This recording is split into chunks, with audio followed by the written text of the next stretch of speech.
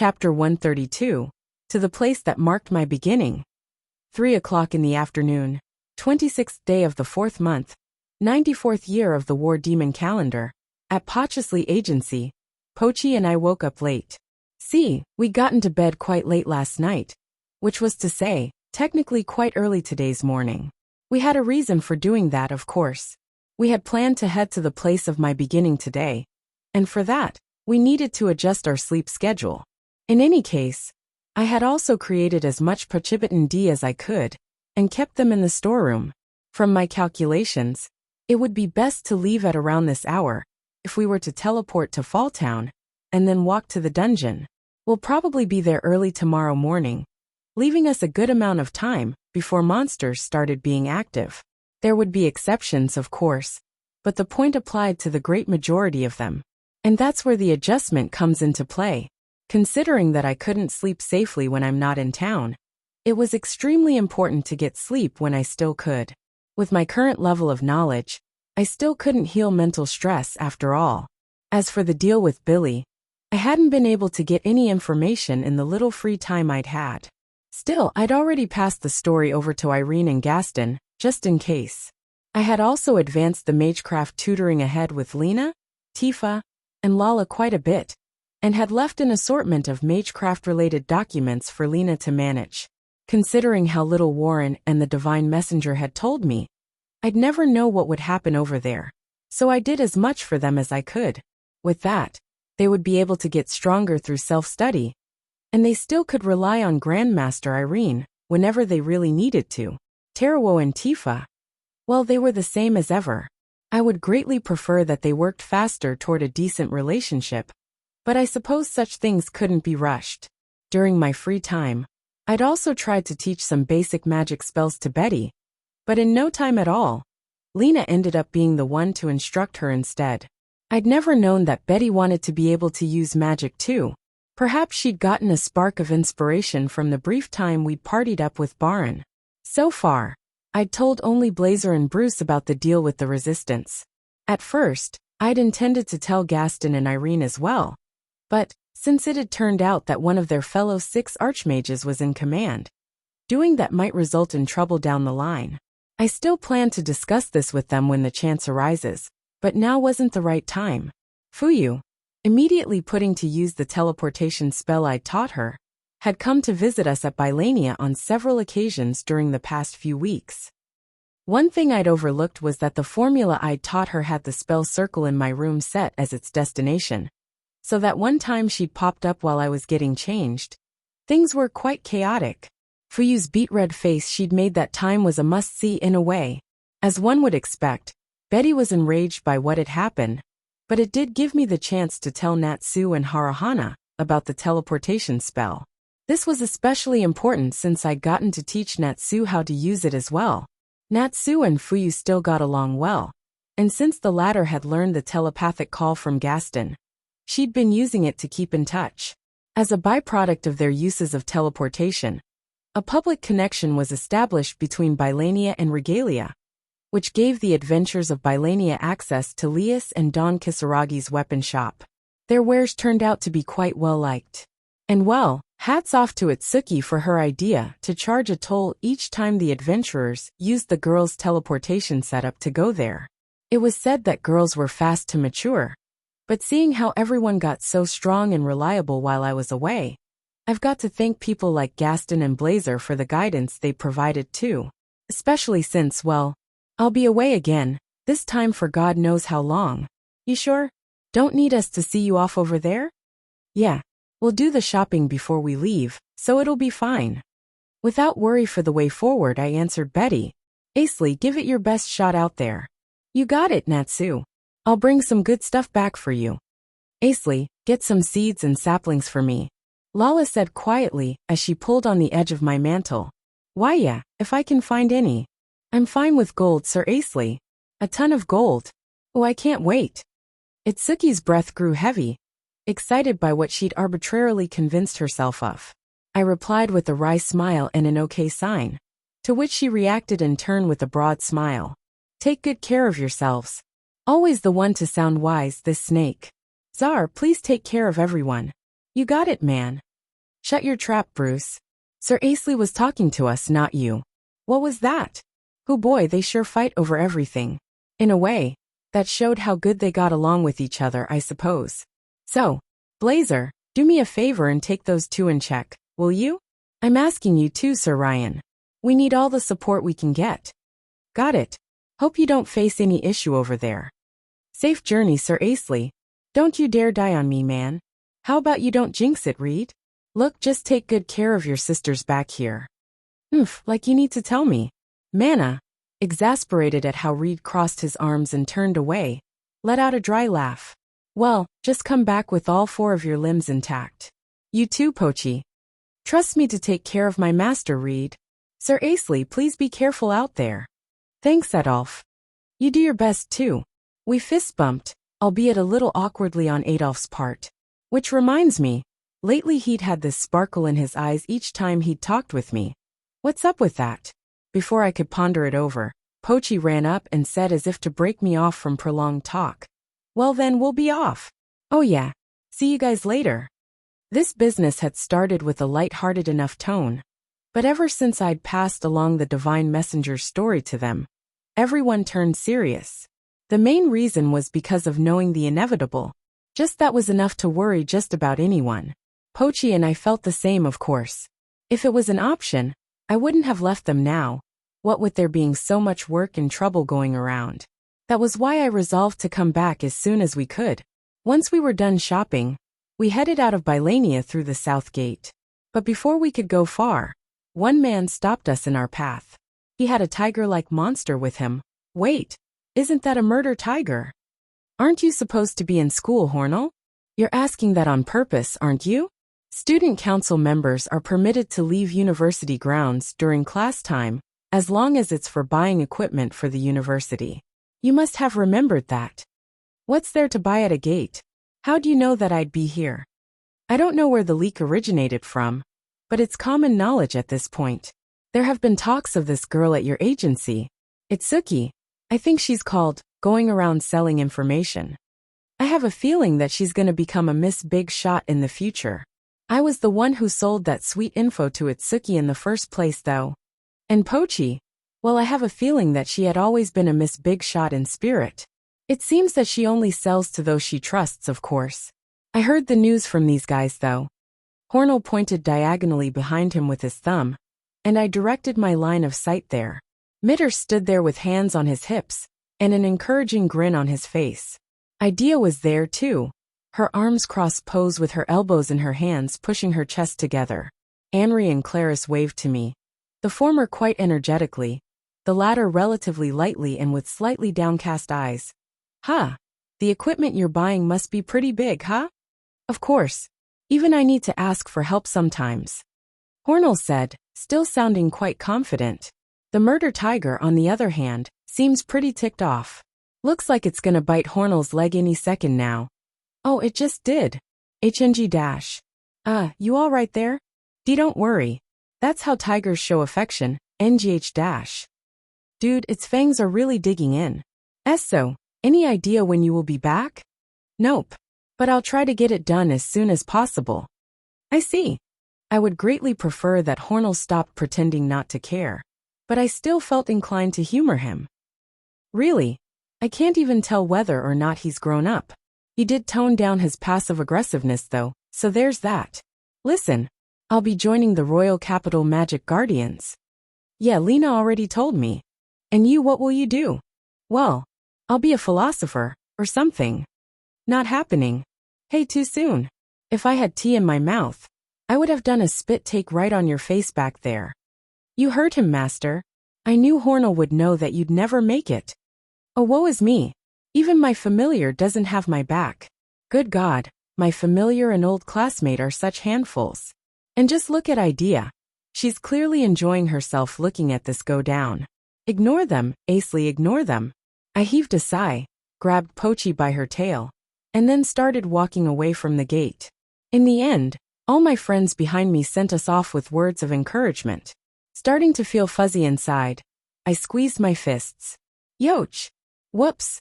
I forgot that I still had Pochi's tail in one of my hands. You better be back soon. Never have I expected Hornell to say that. Even with Pochi jumping up to bite my head, I couldn't help but smile. I mean, I was able to tell that he's actually all grown up now.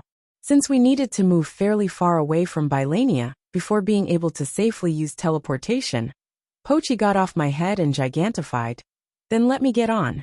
But then Pochi didn't start running, and only pointed forward with her nose. I looked to where she pointed at, and saw that many familiar faces were standing on the outer side of the wall. Harahana, carrying her Kozakura katana, reminded me once again of that time Betty lectured me. Tifa, holding the same model of the star rod as the one I used to have.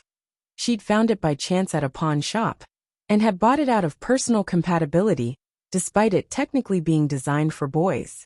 Irene leaned her back against the wall with her arms crossed, looking quite disgruntled. Here to round Hornell's team up, I'm sure.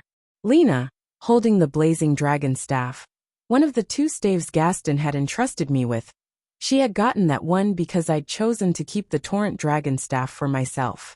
She's always been taking good care of it. They've all got things going on for themselves, yet they're here. I've never had such a joyous send-off. Never once in my long life. It's making me feel all fuzzy inside. I force myself to look away, locking my gaze on the direction I intended to go. I did that only because it was hurting all the way up to my eyes. Pochi lowered her head and tried to put me down, but I stopped her. Seeming to have understood me, she only closed her eyes and raised her head up. I may be shedding tears of joy, but I don't want anyone to see me like this.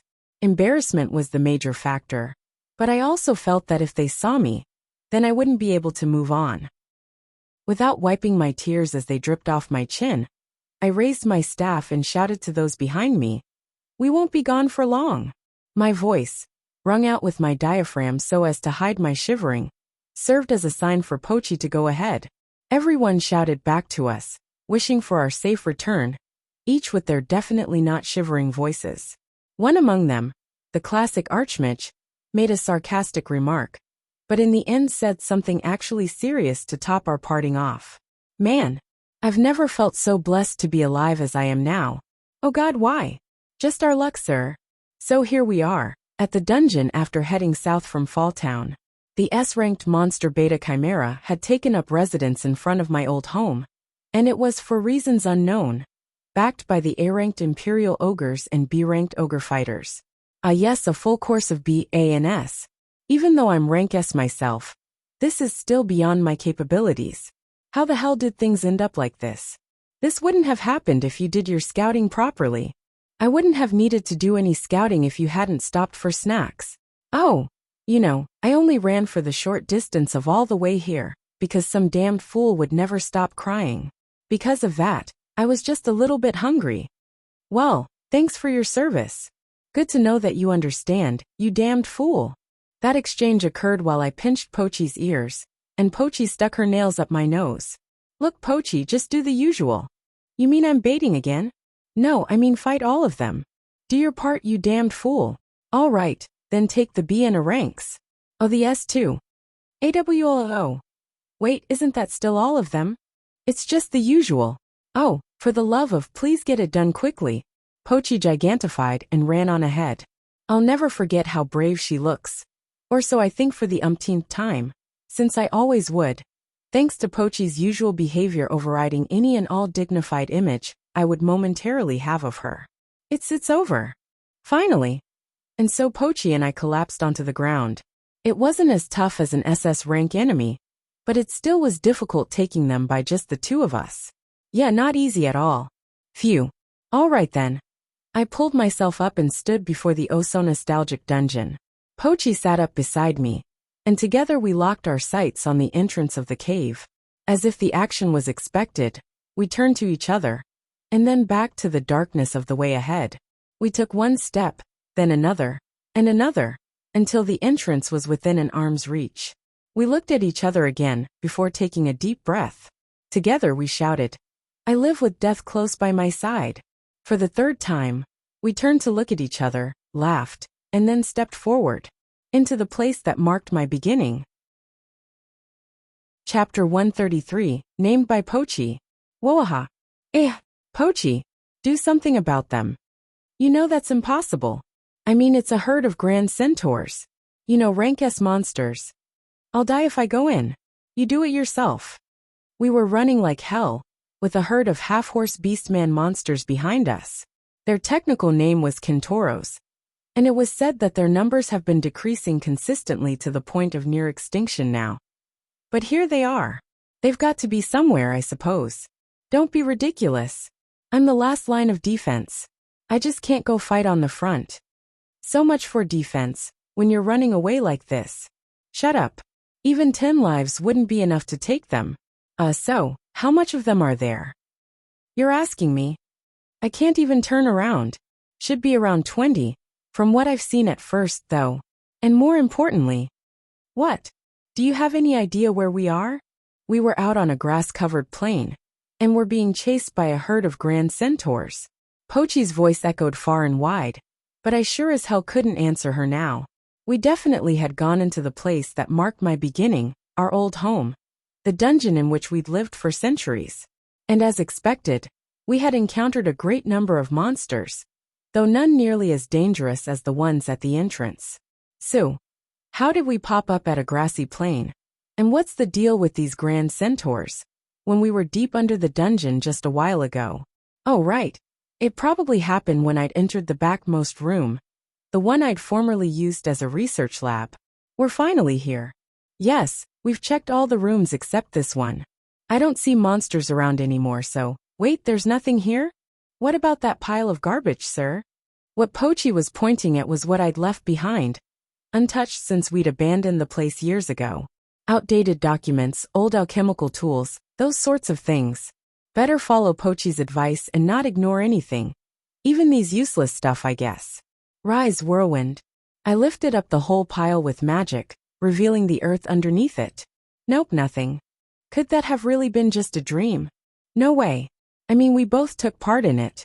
Is it normally even possible for two people to share one? Yes, it is. We did a few times, actually. Huh. I guess stuff's gotta happen sometime. What with us having lived together for 800 years, dash. What's this? I can feel it too. Magic invocation. What in the world is going on, sir? Pochi said, her ears twitching up. As usual for this kind of situation, we had our backs against each other's. I didn't feel anything coming at us from the room's entrance. In fact, the whole dungeon must be empty aside from me and Pochi by now. What I did feel, however, was the activation of a spell, but I still couldn't tell where it actually was. Without warning, the pressure of arcane energy closed in on us, sending cold sweat running down my back, and prompting Pochi to ready her fangs. An intense blast of sound blared through the whole room. No, the whole dungeon. Like a cracking, high-pitched scream. The sound threatened to rupture my eardrums. And it was gradually getting closer to us. A trap. No, there shouldn't be anything like that. I mean, we've checked every corner of every room. There isn't anything here either. You must have overlooked something. Once a fool, always a fool. As if. Hawa dash. A spell circle suddenly appeared, as if parts of it had seeped out of the floors, walls, and ceiling, and then combined to form a whole. What the blazes? What's with the circle, sir? It's got so much data, I can't decode it. I mean, the letters are so small. Yeah, I can't read it either. I don't even have enough arcane energy to start up something this detailed. www what? If your energy isn't enough to use it, then who can? Hell if I know. But yeah, looks like this thing's a trap after all. See, I knew you'd overlooked something. You damned fool. Do you have any idea how big this circle is? It could cover the whole dungeon for all we know. No one would have noticed it if they didn't break open the walls. How does one even draw a spell circle inside a wall anyway? Once Pochi finished her line, she realized what was up. And so did I. Ah, who was the one who had led us here? The topic had been first brought up by Warren, yes. But the one who'd solidified my decision was Gramps. So that Gramps, what did he claim to be? A divine messenger. Yes, that was it. So chances were, he was the one who'd set this up. Or perhaps an existence above him. Oh God. Wah. Now it's invoking itself. Arcane energy gathered at a point, streaking forth from the spell circle, and wrapping us in a sphere. Pochi, Master! Hand in front paw, we screamed, hit by a flash of light, so bright that I couldn't even see Pochi right in front of me. I lost consciousness. Did we lose them? Maybe, sir. When we'd come to, we were in the middle of some unknown grassland, and then immediately after I successfully woke Pochi up, those monsters had come charging at us. We eventually got ourselves into a forest, and fortunately, it had rock formations for us to hide behind as we moved along, quietly and with suppressed breathing. But then, my body immediately cramped up. It was on reflex, without any deliberate reaction on my part. The roar instilled fear such that I thought my guts were being blown out. Pochi and I could only jump at each other, belittled by the pressure that assaulted us from the skies above. I couldn't even raise my face, only feebly rolled my eyeballs up in an attempt to see what was up there. And Master, thought. Wow, it's breathtaking. We were witnessing an exceedingly strange phenomenon. Its gargantuan size, and the majestic figure of its flight, was sure to instill fear in all who looked upon it. If the grand centaurs were still here, they surely would run away with their tails between their legs. In fact, it was far stronger than an ogre king. It was an exceedingly dangerous monster, the golden-scaled serpentine dragon, Kiryu, technically a variant of the heavenly beast Koryu. This monster was said to be the peak of rank SS power. But why did it look so bloody and full of wounds, descending like it was on the verge of death? The Kiryu landed, sending tremors through the earth. It looked briefly in our direction, seeming to have noticed us, but soon glared up at the sky instead. That was the direction it had just descended from? Which could mean, no, this was definitely right, way over there, was someone who reduced the Kiryu to this state. I wish I could go get a real good look at them, but our lives were still at stake. No way in hell we were staying around here just to satisfy my curiosity. I started to retreat, one step back at a time, and Pochi was already clinging to my back. Some familiar this stupid dog is, using her master as a human shield. Well, can't blame her for how scary this thing we're up against is, I suppose. I took another step, and then another. All right, looking good. Once the Kiryu's figure disappeared behind the tree, I instantly turned around and hightailed it out of there. I didn't even care about the direction I was going in. It was all survival instinct, running away until I was out of breath again. On the way, Pochi struck my buttocks, like she was directing a horse. I sure wished I could tell her to run by herself. Oh, I wish I had enough breath to spare for that. Ha ha ha, phew. Why the hell are the monsters around here so damn strong? You can say that again. All the monsters I've seen on the way here were all at least on rank A, sir. While catching my breath, I surveyed the location we'd ended up in. Good thing we're safe for now, but this cave feels off. It's not a nest or anything like that, right? In response to my remark of worry, Pochi sniffed around the area. No, I don't smell any monster or even a beast. But what? As if to rush the conversation ahead, my answer instead came in the form of an imposing figure, approaching from deeper within the cave. That's a person. Who are you? There. They were probably what Pochi had tried to inform me of. Though the voice was androgynous, the feature of the person's silhouette was feminine. I knew I couldn't let my guard down just because of that, however. Practically hearing the extent of her battle experience echoing from her footsteps, I put myself on high alert. But then I felt another presence approaching from the cave entrance behind me. No, to be precise, that other someone was already behind me before I'd realized it. The one behind me pointed a blade at my throat, prompting Pochi to freeze up as well. It seemed that she hadn't noticed anything happening at all. I dropped my staff and raised both my hands, and Pochi followed suit. It seemed that they'd like to know who we are, and to ascertain whether or not we were a threat, so I wouldn't want to provoke them. The person behind me, while tapping the tip of his blade on me, whispered in my ear, "Answer the question." That sounded like a young man. But at any rate, I have to do as he said, or else he'll kill me. That much I could tell. I'm Dash. I am Shiro. And this is my master, Poer. Pochi's alias for me, which she'd come up with on the spur of the moment, I'm sure, was a name I'd heard before.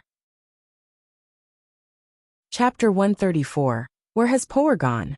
Why'd she even use fake names anyway? And this Poer name? I think I might have heard it from somewhere. Poer? Quite an unusual name. Whatever are you doing here? The cold steel tip pressed into the base of my neck. Ouch. I must have bled a bit there. Oops, no time to worry about that now. Truth is we got lost on our way, ha ha ha. Lost? Here. You expected me to believe that? Lilia, what do you say? Well then, that's another name I recognize.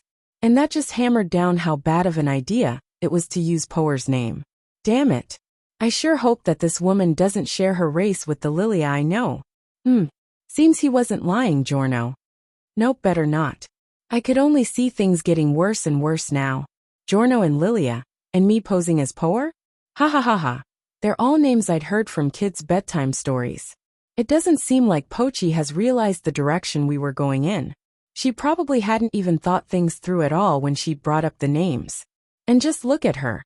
It was like she was asking me whether her genius plan had turned things around. Man, I sure would love to break myself out of this situation right about now. And pinch that triumphant look right off her face. And stretch her cheeks wide. All right if you say so. Now you, step away from your staff, put your hands on the back of your head, and sit down on your knees. Like this. I did as I was told, and Pochi followed suit. The sword was no longer touching me now. But that didn't mean it wasn't still pointing at me. Giorno circled around to our front, revealing his appearance as a blonde, well-groomed young human male. What a close resemblance to the descriptions I'd read. And Lilia, who'd been hidden in the shadows, was now standing beside Giorno. Wait. Seriously? I muttered with a voice so low that only I myself could hear. Almost breathless. But it seemed that Pochi had noticed me. What with her having good ears. Pochi was surprised too. One of the people in front of us was a dark elf. No, straight up an elf. One with a face I recognized at that. She did seem a little younger, though, at least from my memory. I'll remember to double-check that later.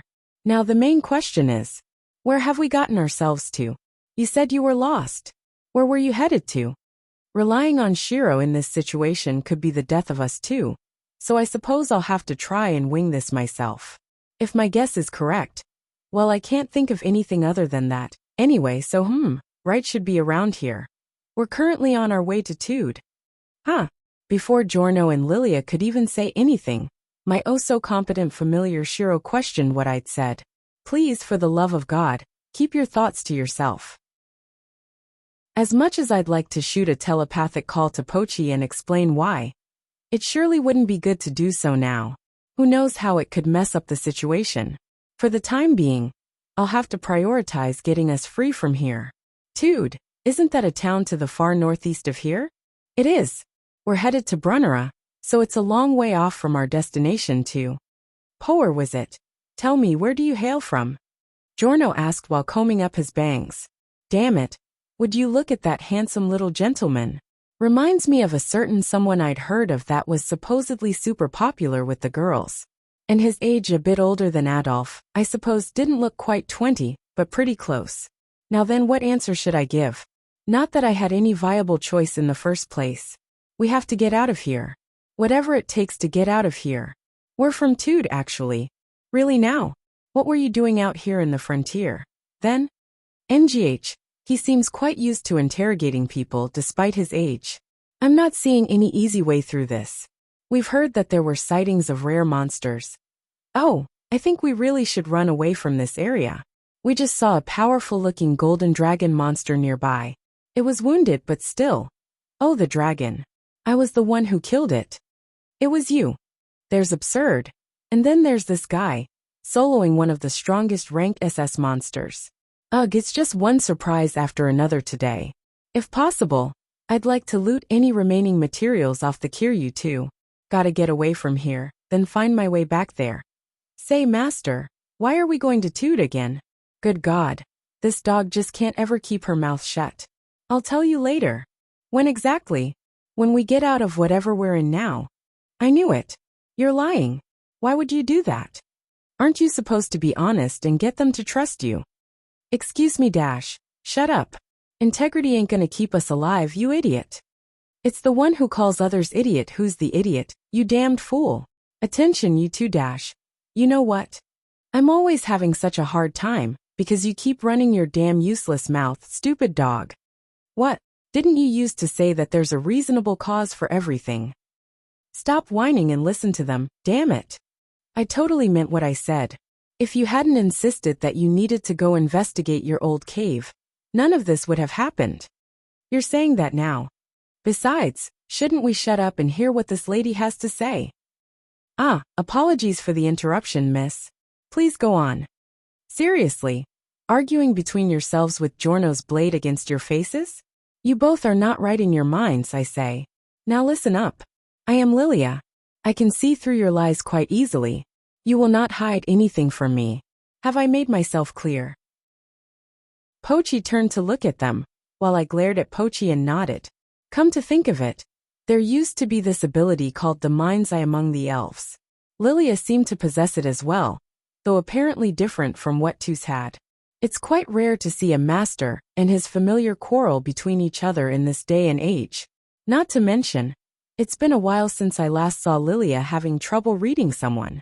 Oh, I'm called Giorno, by the way, since I'm sure now that you two don't pose a threat, and not a spy or an apostle. Do feel free to stand. Pochi had a strong reaction. Should I be worried about that? Apostle, what's that? You don't know. Was that supposed to be a joke? Giorno turned to ask Lilia. It seemed that he was confirming with her whether or not Pochi was lying.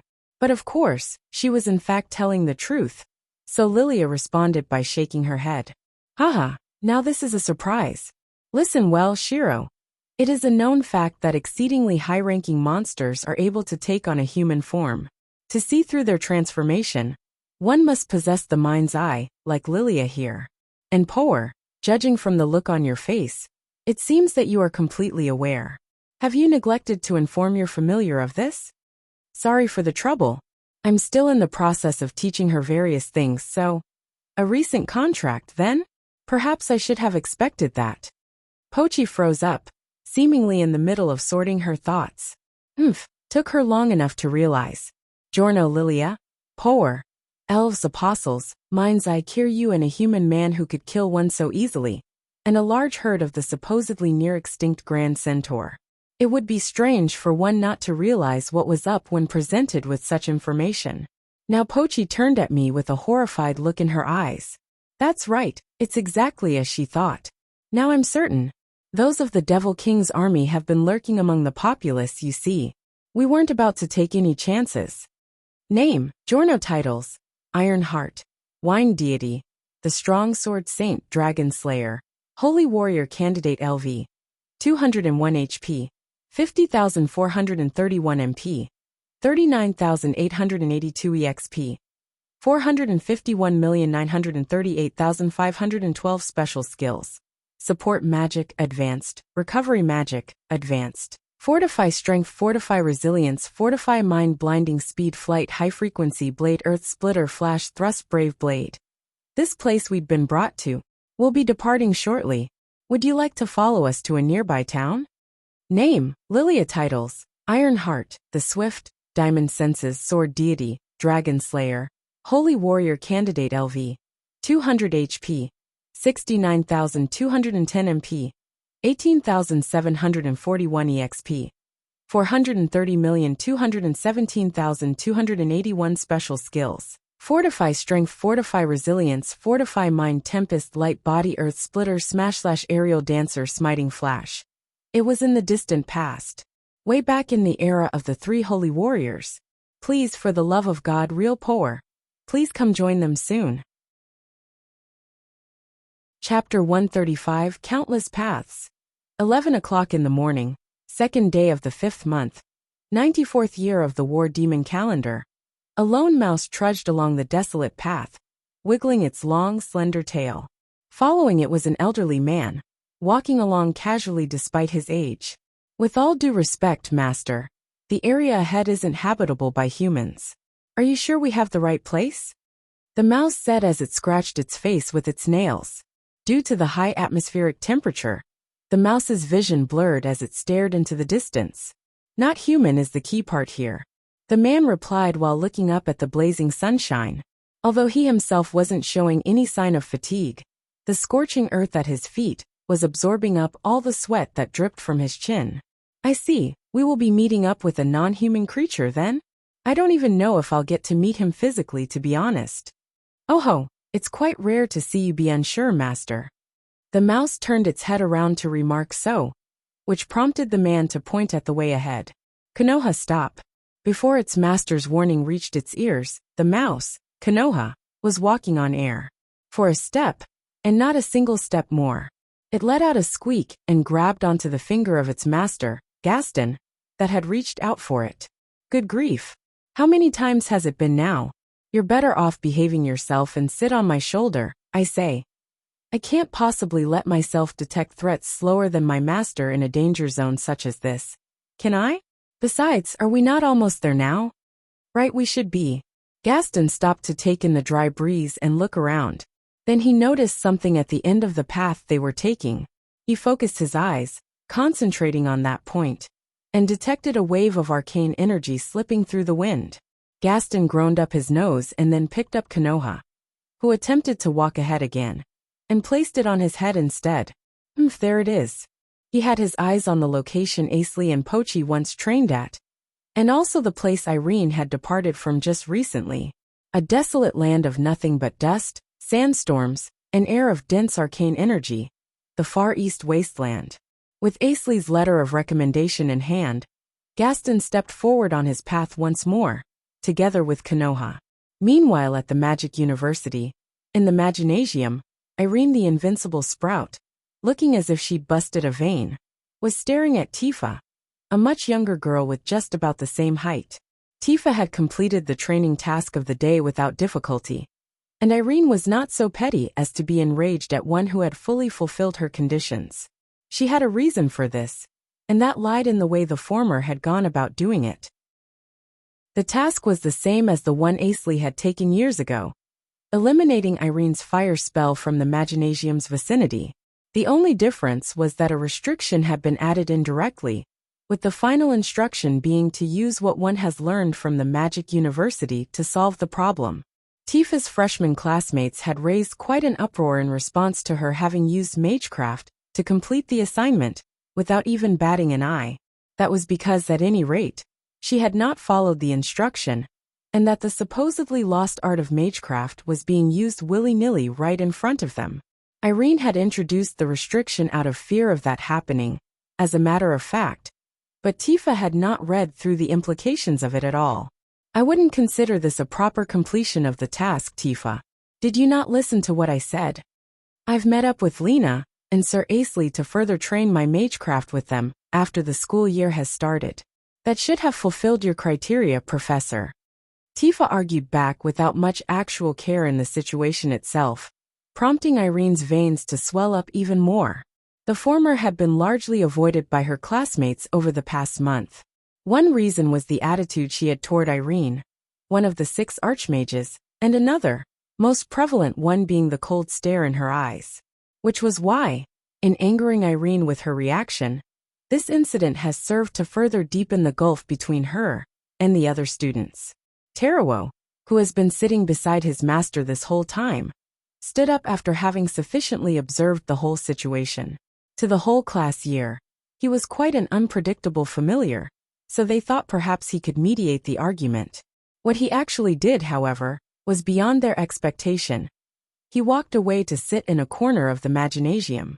Yes, what Teruo had chosen to do was not an attempt at peace, but an evacuation. Seriously, she's such a hopeless student, whipping out magecraft in front of such a large unaware crowd. She definitely has some screws loose in her head. Irene face-bombed out of sheer exasperation, but Tifa's face suggested that she still has not reconsidered her actions. Thanks in part to Trace happening to pass by the Maginasium, the interrupted training task resumed, but in the end, the class performance rating that day was dismal through and through. It was primarily due to Irene's fluctuating release of arcane energy, throwing off everyone's concentration. After the session was over, just like Asley had been years ago, Tifa was summoned to Irene's office.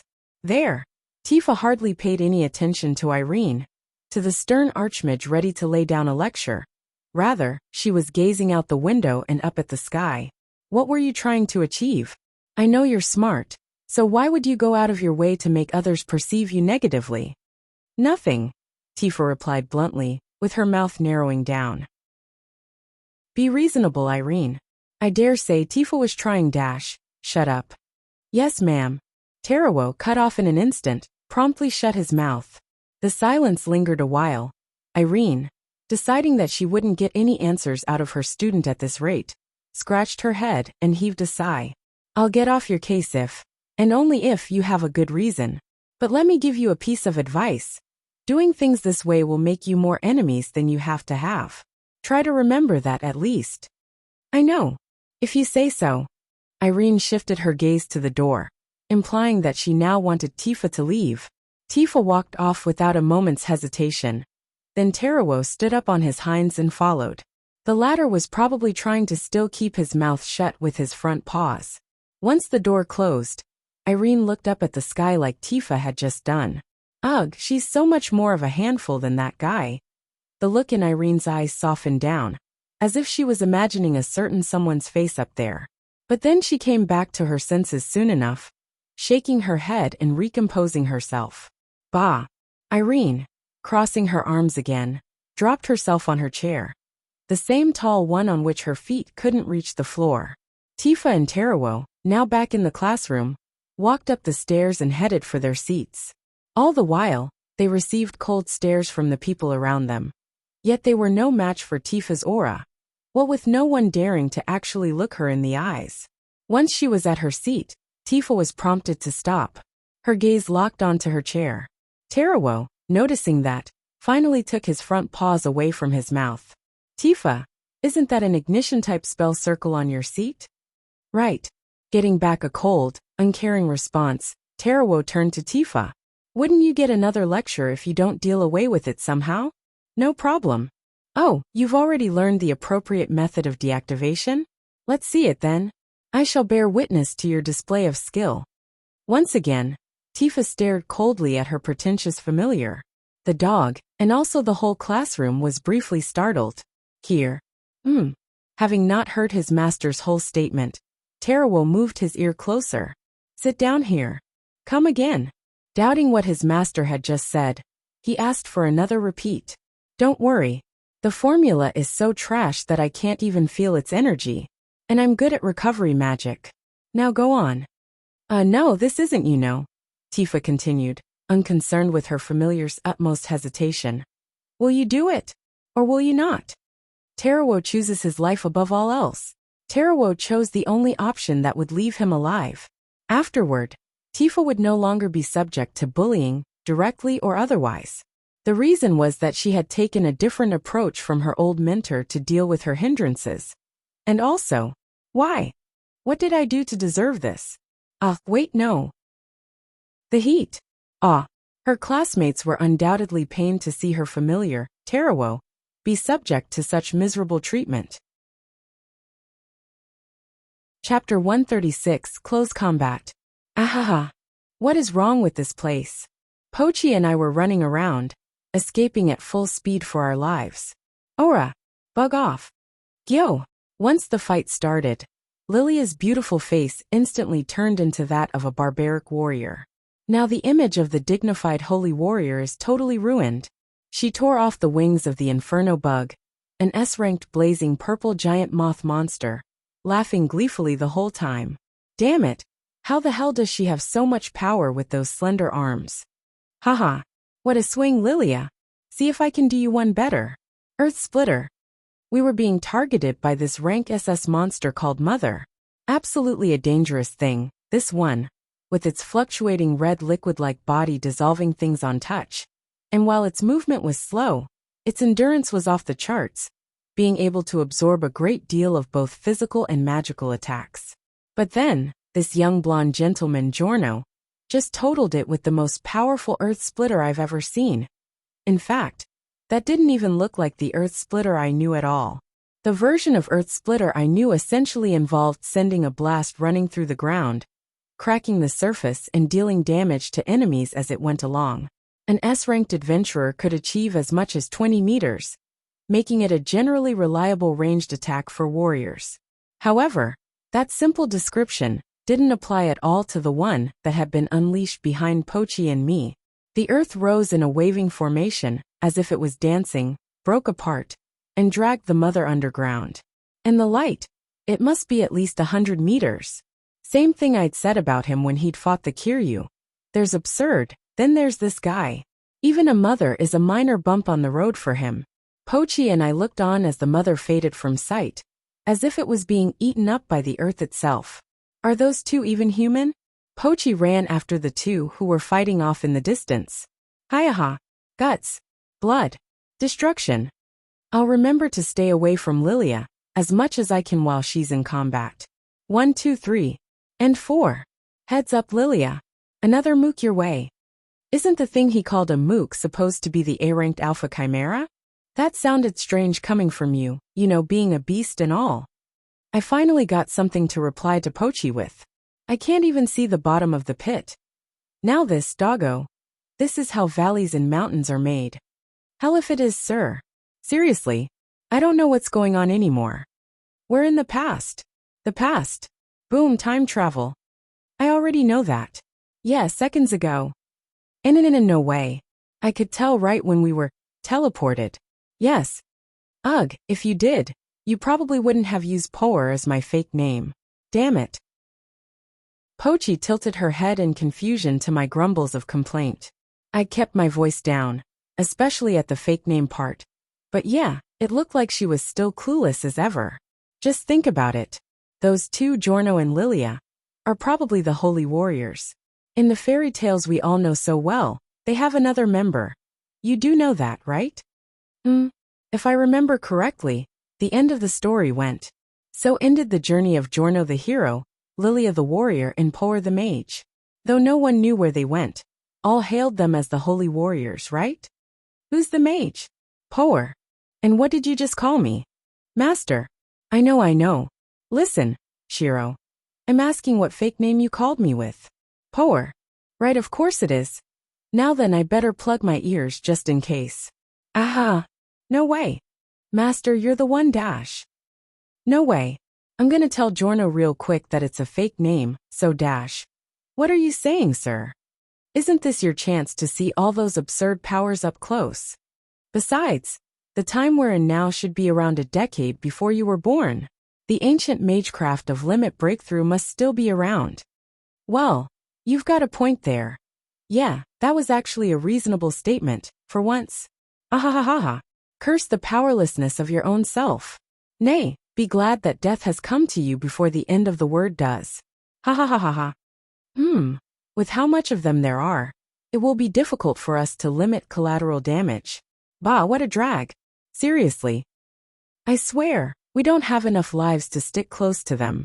Remember how much of a hard time we had with an alpha chimera. She's tearing it apart with her bare hands. But you did kill one with your dynamites. Just think about it. The fundamental structure of their bodies must be totally different. Tus is strong, sure, but just look at them. They're absurd. That's definitely because they were born with holy warriors' powers. You can't be so sure, sir. I mean, we haven't even seen Tus' full power yet. Anyway, we've got to get to a town. We'll break away from them there. Until then, we'll have to work together to dash. Poer, fend for yourself. Adamantridal heading your way. Gah, what in the blazes? Why do they never stop coming? Rise all up, count 2 and remote control. Shiro, do the usual. This Adamantridal was an S-ranked monster. Another one that was already extinct by the time I went out of my cave. 2,000 years before I did so, at least from what I'd heard. Yeah, as much as I'd like to deny it. We definitely time traveled. Rise dispel. If I remembered right, the Adamantridals got a passive shield that granted it increased resistance to physical attacks. Dispelling that effect was logically the first thing to do. Look at that Lilia. Poer's pretty good at this, isn't he? His moves are sloppy but still. Good. If he can hold their own against a mook, then he won't hinder our progress. Hello. Weren't you the one who'd asked us if we'd like to follow you? She'll probably pipe down after the fight is over, so there's that. Anyway, how did the space-time transmission trap spell formula get triggered anyway? Thinking back now, it was in fact quite similar to the space-time transmission spell I'd tried to invent a long time ago too. But then, how did it get supplied with all the arcane energy? From my calculations, it would need to be fed 3 to 5 times of my whole arcane energy stock in an instant. Did God do that? No, I don't think he's been getting enough faith to be that powerful. Wait, could it be? We have been praying to him. All of us at the Asley agency. Before every meal, without fail. All that might have accumulated to provide him with enough power over the years. That would be a plausible explanation for us two getting thrown over to this era. Shiro, we gotta hit the plastron. Lift that thing up. Yes, sir. I see it. Pochi gigantified and rammed it, exposing its plastron and allowing me to lock on. Now, Pochi pad bomb. What on earth is that? That was a toned-down version of the Pochi pad breath, which I hadn't even introduced to Pochi yet. It was an original spell of mine that involved creating a paw-shaped blast of water, shooting it, and then triggering it to explode on contact. It may not be as powerful as the Pochi pad breath, but that was what made it usable in a wider range of situations. The adamanturtle, taking the blast on its plastron, was sent slamming onto a rock wall, its back shell being shattered as a result. Air claw. Pochi dealt the finishing blow. The adamanturtle, after a muffled groan in the distance, fell silent. Once the melee neared its end, with the two absurd heroes dealing with the last of the monsters, Pochi started to scold me for some reason. What was up with that spell, sir? It's something I came up with pretty recently. Anyone can see that. I mean the name. Can't you make it sound cuter? That's what you're taking issue with. Such as? Let's see. How about Pochi pretty beautifully excellency? You sure love praising yourself, huh? I'll have to work up the courage to shout that whole thing during combat to invoke the swift magic. You know. Oh, please don't sweat that part. Just give it some consideration, alright? It looks like she's quite happy to have her name attached to a magic spell, at least. I mean, she's wagging her tail about as much as when she sees her favorite foods. Yeah, sure thing. Oh, looks like they're done. Seeing those two cleaning their blades, I tried to wrap up our conversation. Listen, Pochi. What is it, sir? Be careful about saying our names from now on. I'm Po or you're Shiro. Got it? You're the only one who should be worried, Master. I mean, I've never called you anything other than Master. Anyway, that's usually the case.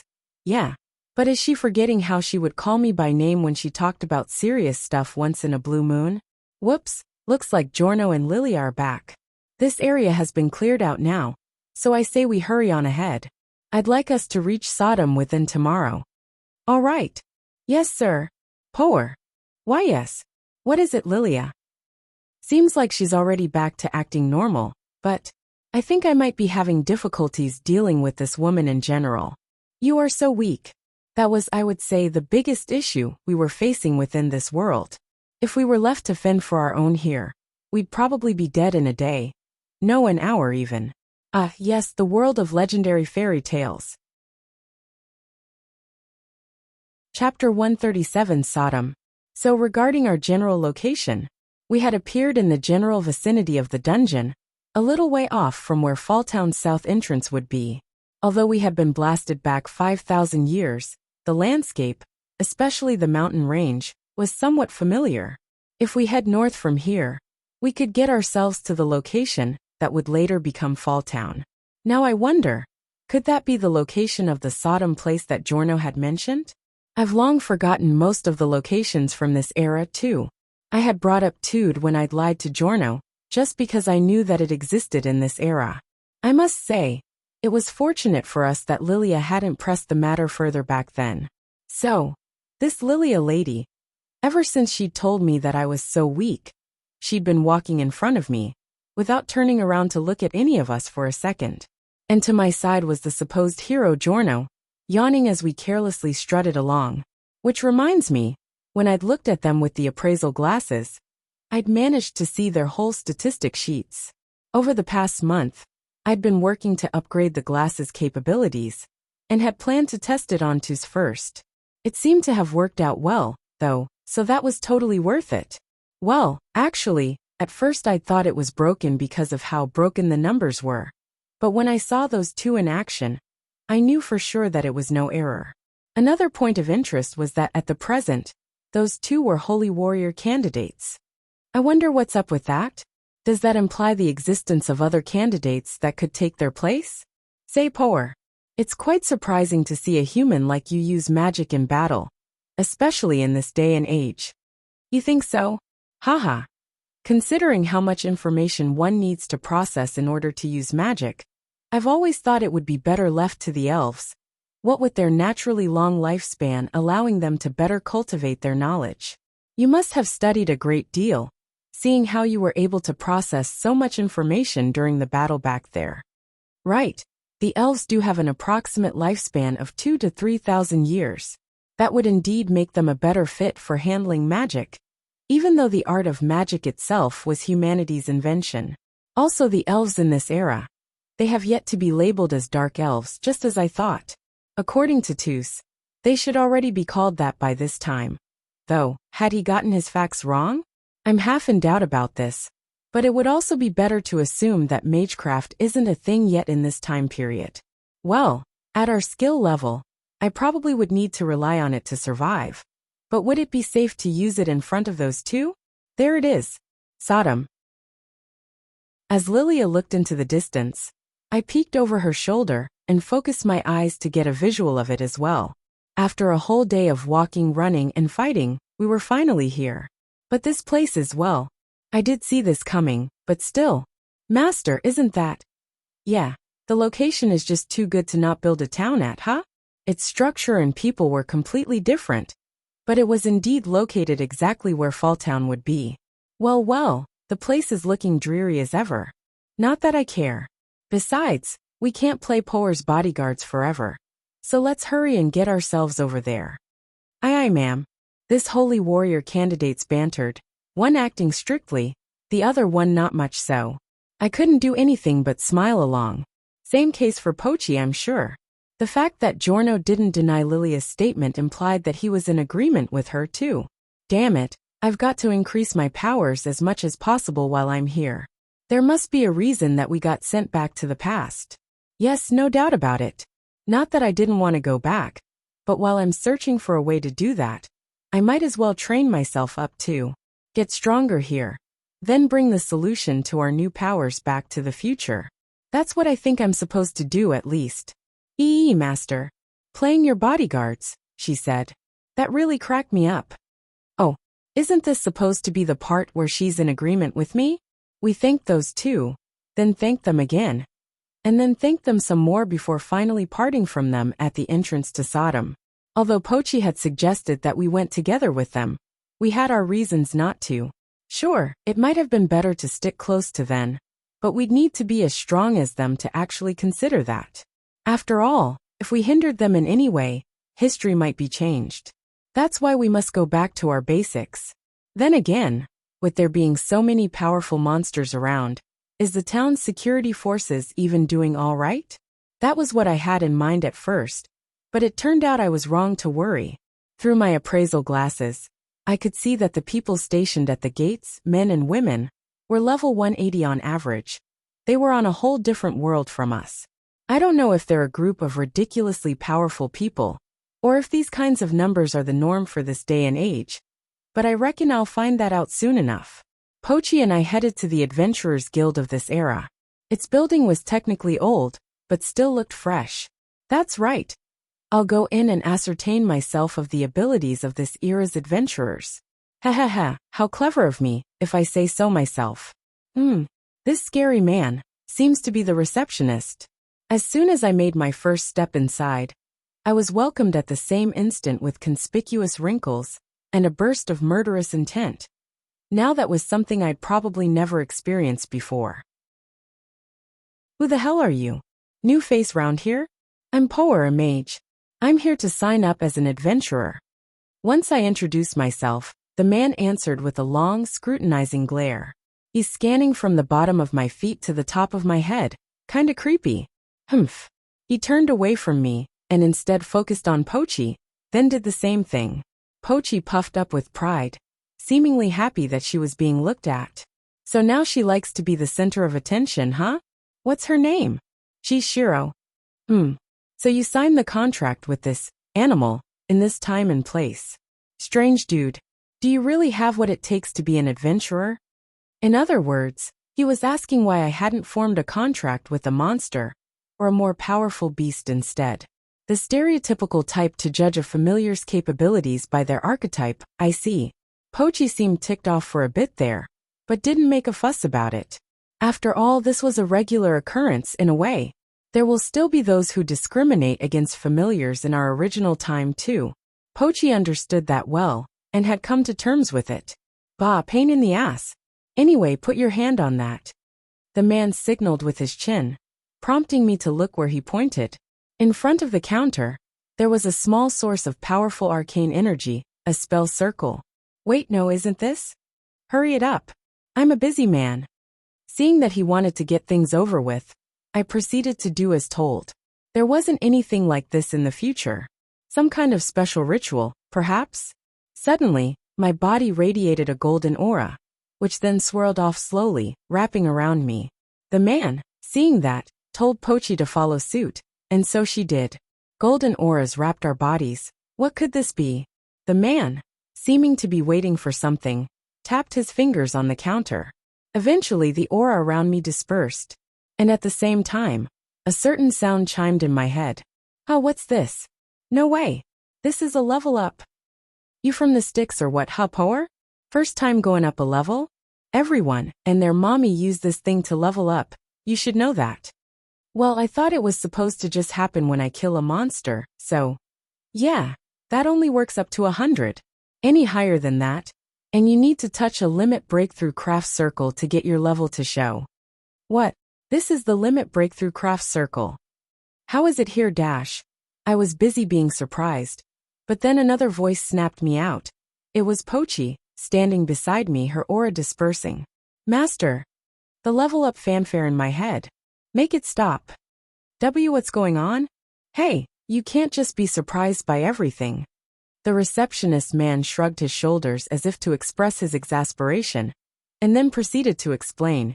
You've been killing a lot of enemies ever since you got to level 100, right? This isn't anything unusual. Oh right. Pochi has been stuck at level 100 for a long time now. From the implications of what the guy had said, now that the cap was released, all her accumulated EXP must have been factored in at once. How do you two even survive out here at the front lines at just level 100 anyway? Front lines? Let me guess, you just got up to level 101, huh? Can't believe you're here so early. You sure you have a skill to keep yourself alive? Ha ha ha ha. Oh, it's stopped now. And it looks like you've been working her so damn hard, newbie. Try not to get killed in your sleep. Ha ha ha ha ha.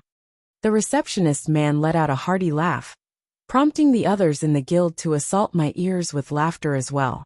But that didn't matter. Things that did matter were: 1. Magecraft already existed in this time period. 2. The limit breakthrough Magecraft was a fixed position type in the form of an ultra-small craft circle, created by means yet unknown to me. 3. We have. Master, what's my level right now? I must have heard that fanfare in my head repeat about 30 times now. Name, Pochi titles. Advanced Familiar, the Powerful, Wolf Saint, Watchwolf, Mage. One who requires earplugs, Godparent Sweet Tooth. The one raised by the Fool, the Swift, the Strong LV. 132 HP. 5,611 MP. 1,498 EXP. 29,816,310 Special Skills. Breath Attack. Zenith. Air Claw Gigantification Tempest Fortify Strength Light Body Fortify Resilience Attack Magic, Elementary. Recovery Magic, Intermediate. Support Magic Elementary. It's 132. 132. Name. Asley titles. The Eternal Fool, The Polarizing, Hermit Candidate, Great Mage, Advanced Alchemist, Staff Master. 6 Archmages, Tentative. Honored Teacher, Rank S. Top Student, Papa, No Guts, SS Slayer, Guardian Mage, Tentative. The Strong, the Swift, Below Familiar LV. 101 HP. 3,129 MP. 35,277 EXP. 10,988,401 special skills. Attack magic skilled, support magic skilled, recovery magic skilled, purification skilled. Fortify strength, fortify resilience, tempest light body. We have been in this era for a mere 2 days. 2 days. And we've already found the limit breakthrough craft that we'd been searching so hard for. Chapter 138, Masaki and Randolph. 132. 132 Master. Yeah, good for you. And what's your level, I feel I must do something about this grinning familiar at my side. But I have so many other things I must think about right now. Having asked the receptionist guy for a detailed explanation of overleveling, it seemed that one's accumulated EXP won't be released until one hovers their hand over the craft circle. What that meant for us was that, unless we somehow acquired that circle's formula for ourselves, there would yet be no point in returning to our present time. With that said, I'm not seeing any way for us to reveal that secret right now, nor do I think the people of this Adventurers Guild would be willing to teach us. All this new information also brought me to another mystery, namely the whole deal with Tus. His level was 274, or so he claimed. That's a bit too low for someone who's 5,000 years old. But then again, he's a total hermit. Well, not that I'm one to talk. He seemed to be at that wasteland the whole time too. So he probably wasn't in that much of a hurry to level up. From our discovery here, it's entirely possible that the limit breakthrough he was talking about and the limit breakthrough magecraft of this era were versions of the same idea. I'd like to uncover the secrets behind both of them if possible. 101. Who are you calling 101? 132 has been wondering. 101. What are we even doing around here? So here we were suddenly in an unfamiliar place, suddenly with new identities. Sitting in front of the Adventurers Guild, me with my knees in my arms, we were facing a roadblock of the greatest difficulty. And that was, hey, I would have gone somewhere else if I could. But we don't have any gold, so yeah. Can't we just go earn some? If only. From what I've heard, this town is in the front lines of the war against the Devil King's army. And if we're gonna head to another town, we'll need to hire us some bodyguards. That's true, but yeah, no money. Be it love or friendship or anything else, they all need money to go around. Damn it. At least I'll write that down in the Principles of a Philosopher. As I took out my pen and the book from my purse, I felt a light knock on the back of my head. Oh hey, what gives? Take a seat. What? Take a seat over there, master. Well then, it seems that Pochi is angry about something. It'd be wise not to oppose her at times like this. If things get too far, then she might even stop talking to me for a whole year, like that one time in my past. So I did as I'd been told, sitting down on my knees on the ground. My knees are kinda hurting here, Shiro. Bear with it. Okay, so what is it? Listen up, master. We may be adventurers, but when there isn't a quest that we can take, we must do something. Anything. But dash. No buts. This is not the time to worry about appearances. We need to find ourselves a job as soon as possible. Oh, I see. Pochi did have a point there. I guess. Zemel. And so the difficult life of Gasterbiter begins. Welcome, welcome. Oh, you're new here, boy. Hang in there. Lots of waiters come and go round this place. Oh, I'll have 1 pumpkin and 2 plates of onions. Coming right up, ma'am. Ah, how would you like some lettuce to go with them? Freshly picked, real juicy. Good for your skin, too. They'll make you even more healthy and beautiful, I'm sure. Well, would you like some? Oh my, you're good at this. Tell you what, I'll take 2 plates. Hee, thank you very much. Hey, look over there. Glutton Masaki just lost the eating contest. Man, dude could have used that money too. For real? The Masaki? Who the hell did that? Dunno, but apparently it's some random bloke's familiar. D-damn, I gotta see this. Let's go. Welcome. Pretty young for a shopkeeper, ain't ya? Sure you can lift the gear round here? The boss man handles everything himself, so. Least you act like a decent adult. Come on, let's see what the place has got for sale. Do you have any exchange tickets, sir? Sure do. Here. Thank you. Hey, It's the dog that beat Masaki. Now she's gone and beat Glutton King Randolph in another contest. For real? The Randolph? Well, he's the weakest of the 4 Glutton Kings though. No way she's gonna beat Cammy, Fudo and Jumbo, I'm sure. See, I heard she's gonna be up against Jumbo next. You know, the strongest Glutton King. D-damn, I gotta see this. Let's go. Hey there, mister. The hell, kid? You're giving me the creeps. Haven't things been so hectic lately? With the Devil King's army advancing and all that, you must have been so tired from your job. Am I right? Aha, you from that shop. Must be hard work coming out advertising your place. Hardly anyone's wanna do that. Our place is popular with big, strong guys like you know. Ha ha. I like the way you talk, kid. And you know how we've got some real nice girls with us? Come on, why not come wind down and have some fun?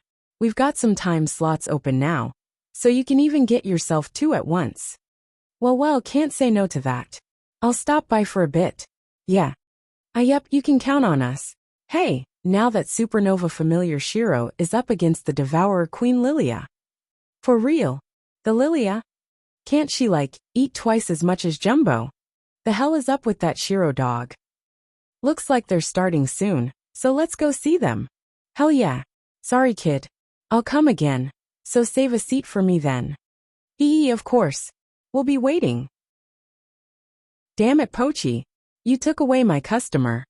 Now back at the inn, I swing the door open, voicing my complaint at Pochi as she drummed her inflated belly. I feel like I've been getting used to calling her different names in different places, too. I'm sure I won't be having a problem with that. Now that's what I call a meal. Besides, it's not like I could help it, sir. The spectator crowd just got bigger and bigger.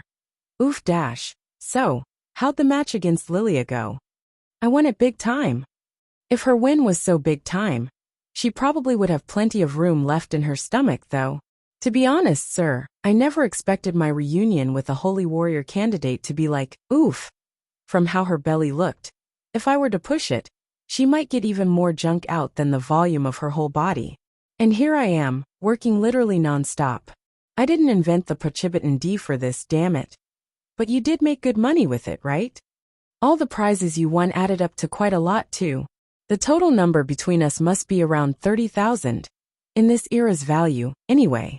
We should be able to hire some bodyguards to bring us to a relatively peaceful region now. Oh, that's good to hear, sir. Now then, let us be off after I'm done with this last gig. You'll be out eating again. The ultimate enemy awaits. For some reason, Pochi's silhouette looked so imposing and huge. And so was her inflated belly naturally. How in the world did she never get fat? And more importantly, who's that ultimate enemy she referred to? Pochi claimed that she had emerged victorious from a fierce battle, but never spoke of her opponent. Wonder who that was. Thanks to her additional winnings, we were able to save up more gold than we'd needed. So we recruited us better bodyguards, 1 rank higher than we'd initially planned to. We've got to be as safe as possible after all. I had almost no attachment to Sodom, but I couldn't deny feeling that I'd learned so much this past week. And now, we were in front of Sodom's North Gate, waiting for the bodyguards that the Adventurers Guild had arranged for us. They're pretty late, aren't they? Did we get scammed? I don't think the Adventurers Guild is one to run scams, sir. No matter what ancient era this is. Pochi reacted to something coming from the sky above. I looked up as well, and saw 2 people leaping over the wall, then over our heads landing behind us. It's these 2. Why them? Oh God. Why them? The people who had appeared before us were the same bodyguards we'd had a week ago. Chapter 139. To hold a spoon. Are you sure about this, sir? Yeah. With how we approach our fight now, I'm the only one dealing the finishing blows to the enemy monsters. That wouldn't get you any EXP, you see. I haven't done this before since your level was already maxed out. But now, I say we must. Whatever works to get your level catch up to mine, master. Pochi said, arrogantly snickering up her nose to emphasize her point. Normally she'd come off as sarcastic, but right now she was totally serious, and talked like that only to try and make things less awkward. It's been about half a day since we'd left Sodom together with Giorno and Lilia. On the way, we'd discovered a wyvern nest and decided to take a break here, since it provided good shelter and concealment from other enemies. Behind us was a cliff, while in front of us was all forest, save for a single narrow animal trail. Not many people used this path originally, but it seemed to have caught on with the adventurers as a shortcut to Brunnera. Although the individual wyverns here were C-ranked, their threat was comparable to rank S when they formed a group, so the Adventurers Guild naturally classified their hunt requests accordingly. I wasn't so reckless as to take a break in such a dangerous place, of course, but just now, the original inhabitants had been instantly wiped out by Giorno, using his special skill, the Brave Blade. Now that was what I would call a true slash. To my naked eyes, it was a single horizontal sweep, but when I'd asked him for an explanation later, it turned out to be 12 perfectly timed shockwaves in extremely quick succession. Sword wave techniques weren't anything out of the ordinary, but I'd never seen one so powerful, and with a range so wide. Traditionally, by which I mean in the future, one would gather arcane energy on the blade, and then release it by swinging extremely quickly. The gathering step was absolutely necessary. However, I hadn't even seen Giorno gathering the energy, only him unleashing the waves at blinding speed. He'd been using that super powerful technique of his like it was nothing, making short work of everything in his way. He'd told me that he had used this skill to take down the Kiryu as well. So now it makes sense how he was able to keep up with that dragon, I suppose. If I had to identify the major difference between this era's melee combatants and my era's warriors, aside from power levels, then it would be how arcane energy manipulation was incorporated into the combat form. Warriors had low arcane energy stock, so they generally tried not to needlessly expend them throughout their fights. Essentially, fighters like Bruce expended their arcane energy to invoke their special abilities, while Giorno expended his during the abilities' actions, ticking down with every movement while they were active. The arcane energy manipulation methods in this time period were even more advanced than what mages in my time were capable of. It was quite understandable that the people here may have a far easier time in battle. The latter method required one to have a high amount of arcane energy, of course. One of the many perks of being in a time when limit breakthrough was readily available, I suppose. When Pochi had gone up 32 levels, I'd noticed how one's rate of HP and MP growth was greatly increased once one's level exceeded 100. The same could be observed from her physical performance, with remarkable improvements in attack power, speed, and reaction time. As she was now, Pochi could hold her own against an S-ranked monster. However, it came down to my magical attacks to sweep down hordes of monsters and finish off powerful ones. Seeking more flexibility, I took this occasion to discuss with Pochi, and in the end, decided to override the familiar contract. The process entailed adding a clause that equally distributed EXP gained in battle between us. With it in effect, both Pochi and I would gain EXP regardless of who dealt the finishing blow to a monster. When we'd departed from the dungeon 3 years ago, I'd suggested implementing this at one point, with the intention to take advantage of Pochi's level, but she'd naturally shot it down. Her reasoning was that it wouldn't be good for me to gain levels without actual combat experience. But that was no longer the case now. Both Pochi and I understood that, so when she asked if I was sure, I could say without a doubt that I was. And that's a wrap. Oh, that didn't take as long as I expected. Well, it was pretty easy.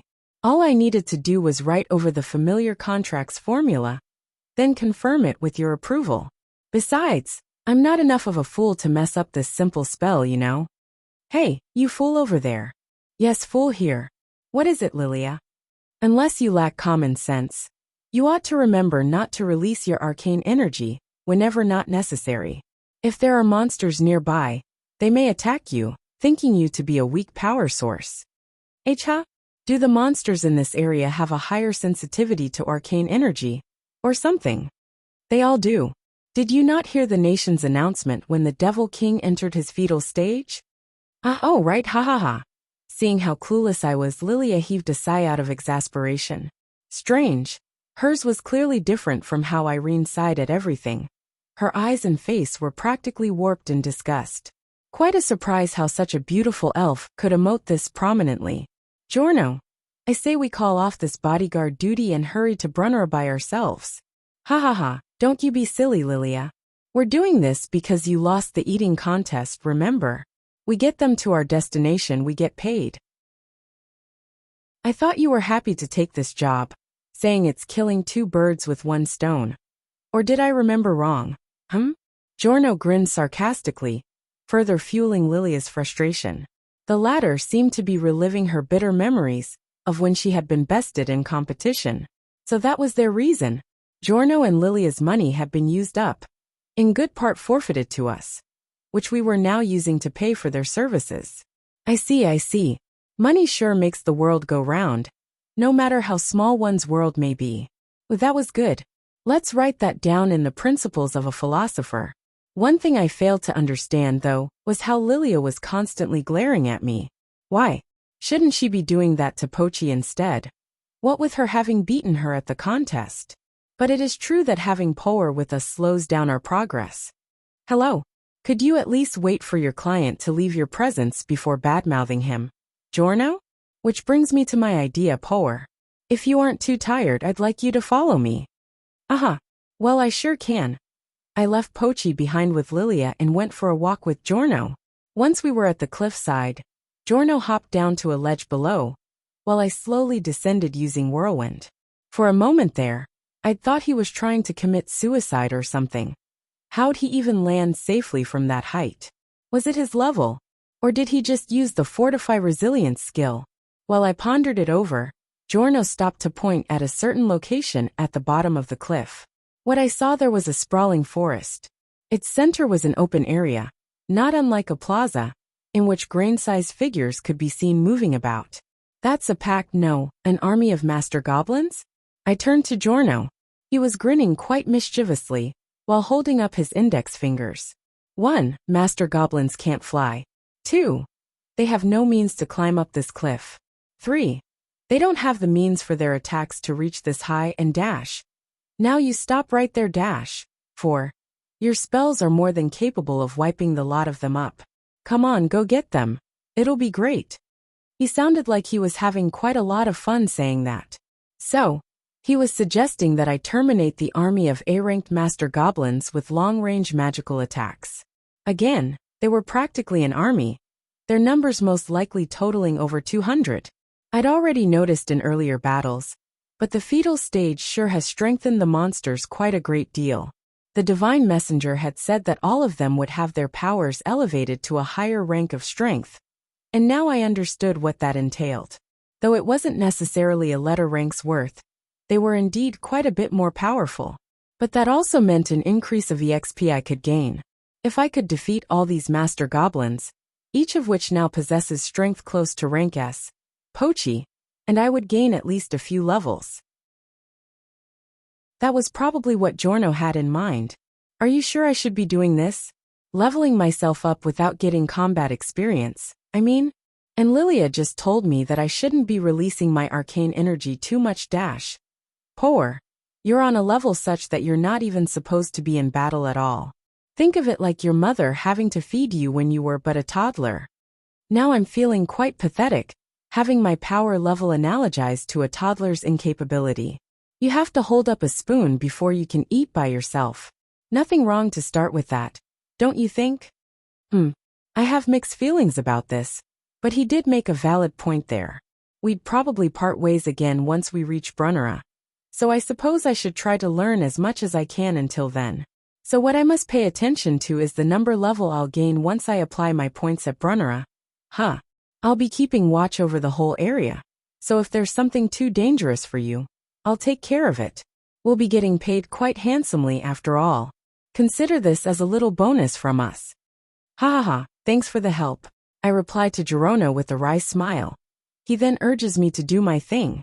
Considering how the monsters were grouped together, it might be optimal to use the Pochi Pad breath, but that will also cause a great deal of collateral damage. It looks like I'll have to focus on precision after all. Here goes nothing. Rise all up. Having first used one of my favorite ability augmentation spells, and with Giorno watching over the process, I pointed my staff at the group of master goblins. Chapter 140, Yet Another Three-Way Struggle. Each time we stopped to rest on our way to Brunnera, I would go with Giorno to hunt monsters at any of the hotspots he would find. One occasion involved drowning an army of ogres. Another involved filling a lizardman's nest with water. And then another involved burning down a forest of mandragora trunks from up on a cliff. I had started to feel sorry for the monsters lately, but the reality was that they were, without a doubt, a threat to humanity. No room for mercy on the battlefields, right? That was what Bruce had taught me. Which reminds me, is he doing well these days? Well, knowing him, I'm sure he's holding up just fine. I'd wanted to raise my level as often as I could, but none of the towns we had stopped by on the way had the limit breakthrough craft circle.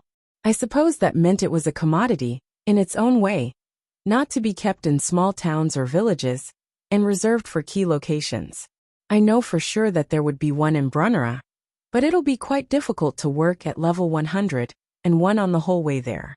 Each time I was out sniping monsters, Pochi was left alone with Lilia, but they didn't seem to have engaged in much conversation.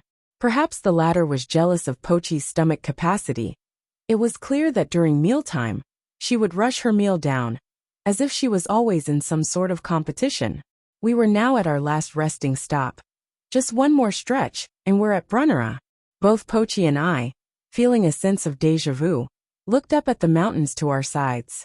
It's the Giant's Passage, which means this Brunnera place. In the future, it was Bylania. They sounded familiar, but also not quite, probably due to the change of accents affecting it over the millennia. This could mean that the Balad Dragon, which would later be called Ballad Dragon instead, didn't exist yet in this time period. Oh, finally in familiar territory, are we? Figured you would know. This is the only way through to Brunnera after all. We could have gone along the Thirsty Desert's perimeter too, Giorno. Did you forget that? No, can't exactly be done anymore. The desert town of Allen seems to have been destroyed recently, you see. Now that we can't make a stop there, we'll have to head straight for Brunnera in one long haul. So it's practically impossible if we don't have a larger party with us. Allen gone? That's news to me. Remember the trade caravan from earlier? I just heard from them then. How did it happen though? Had an apostle of despair in town apparently. It started by getting rid of the people in power, and then called in monsters while the town was most vulnerable, leaving no time for any reaction. Or so I've heard. In my time, no town existed in the vicinity of the Thirsty Desert. Seeing that the last of them were wiped out in this era, that was another mystery solved, I suppose. But then the apostles of despair. I never knew that they were so intelligent. I now know that they can assume a human-like form. But with their capabilities, are they really a variation of SS-ranked monsters? Could they in fact be different from what the Divine Messenger has explained to me? I know that Gramps isn't the kind of individual to lie, but still. But how did the resident mind's eye wielder fail to notice anything? It's the least likely thing that could have happened. Lilia said, her tone harshened. Perhaps she was vexed by the failure of a fellow mind's eye wielder. That or perhaps a sense of shame. We can't know that for sure. Considering the town's size, there was probably only one wielder there, so they might have been off duty from overwork. Or it plainly didn't work on the apostle. What do you think, Poer? Well, could there even be such a thing? An apostle immune to the mind's eye, I mean? None that we currently know of. But our enemies aren't fools. We can be sure of that much. Another thing worth considering is that mind's eye wielders can't see through each other. So that might have been the case too. Giorno saying all that so casually made him come off as quite insensitive. Is he really the hero? So Giorno, did you mean to suggest that one among the elves may be in league with the Devil King's army? Lilia narrowed her eyes and reached for the handle of her sword. All right. I'd heard that elves were quite a prideful bunch, come to think of it. Tus was even beyond that, being on his brand of egoistic. At any rate, I really felt the air practically being split apart just now. That's not what I meant to say. What did you mean then? It's a possibility worth considering that they've lost control of their body. Currently their The three others turned to me instantaneously. Having suddenly remembered one key detail, I failed not to voice my realization. Is there something wrong, Poer? Well, I just thought that it might be doable with magic or magecraft. You see, among the Devil King's army, only the Devilkin could do that. Sure, it's definitely a possibility, but huh? What did Lilia just? I don't think they would stoop down to playing such petty tricks. Wait a second. You mean the Devilkin is part of the Devil King's army? And of course, Pochi was the one who asked it before I could. Of course they are. The Devilkin is the leader of the monsters. Isn't that supposed to be common knowledge? Then, wouldn't that mean the Devil King is one of the Devilkin? She sure is a clueless one, Poer. Seems you'll need to get her understanding sorted out. Sorry about that. Not that I could, because I didn't know anything either. Only Pochi herself knew that about me though.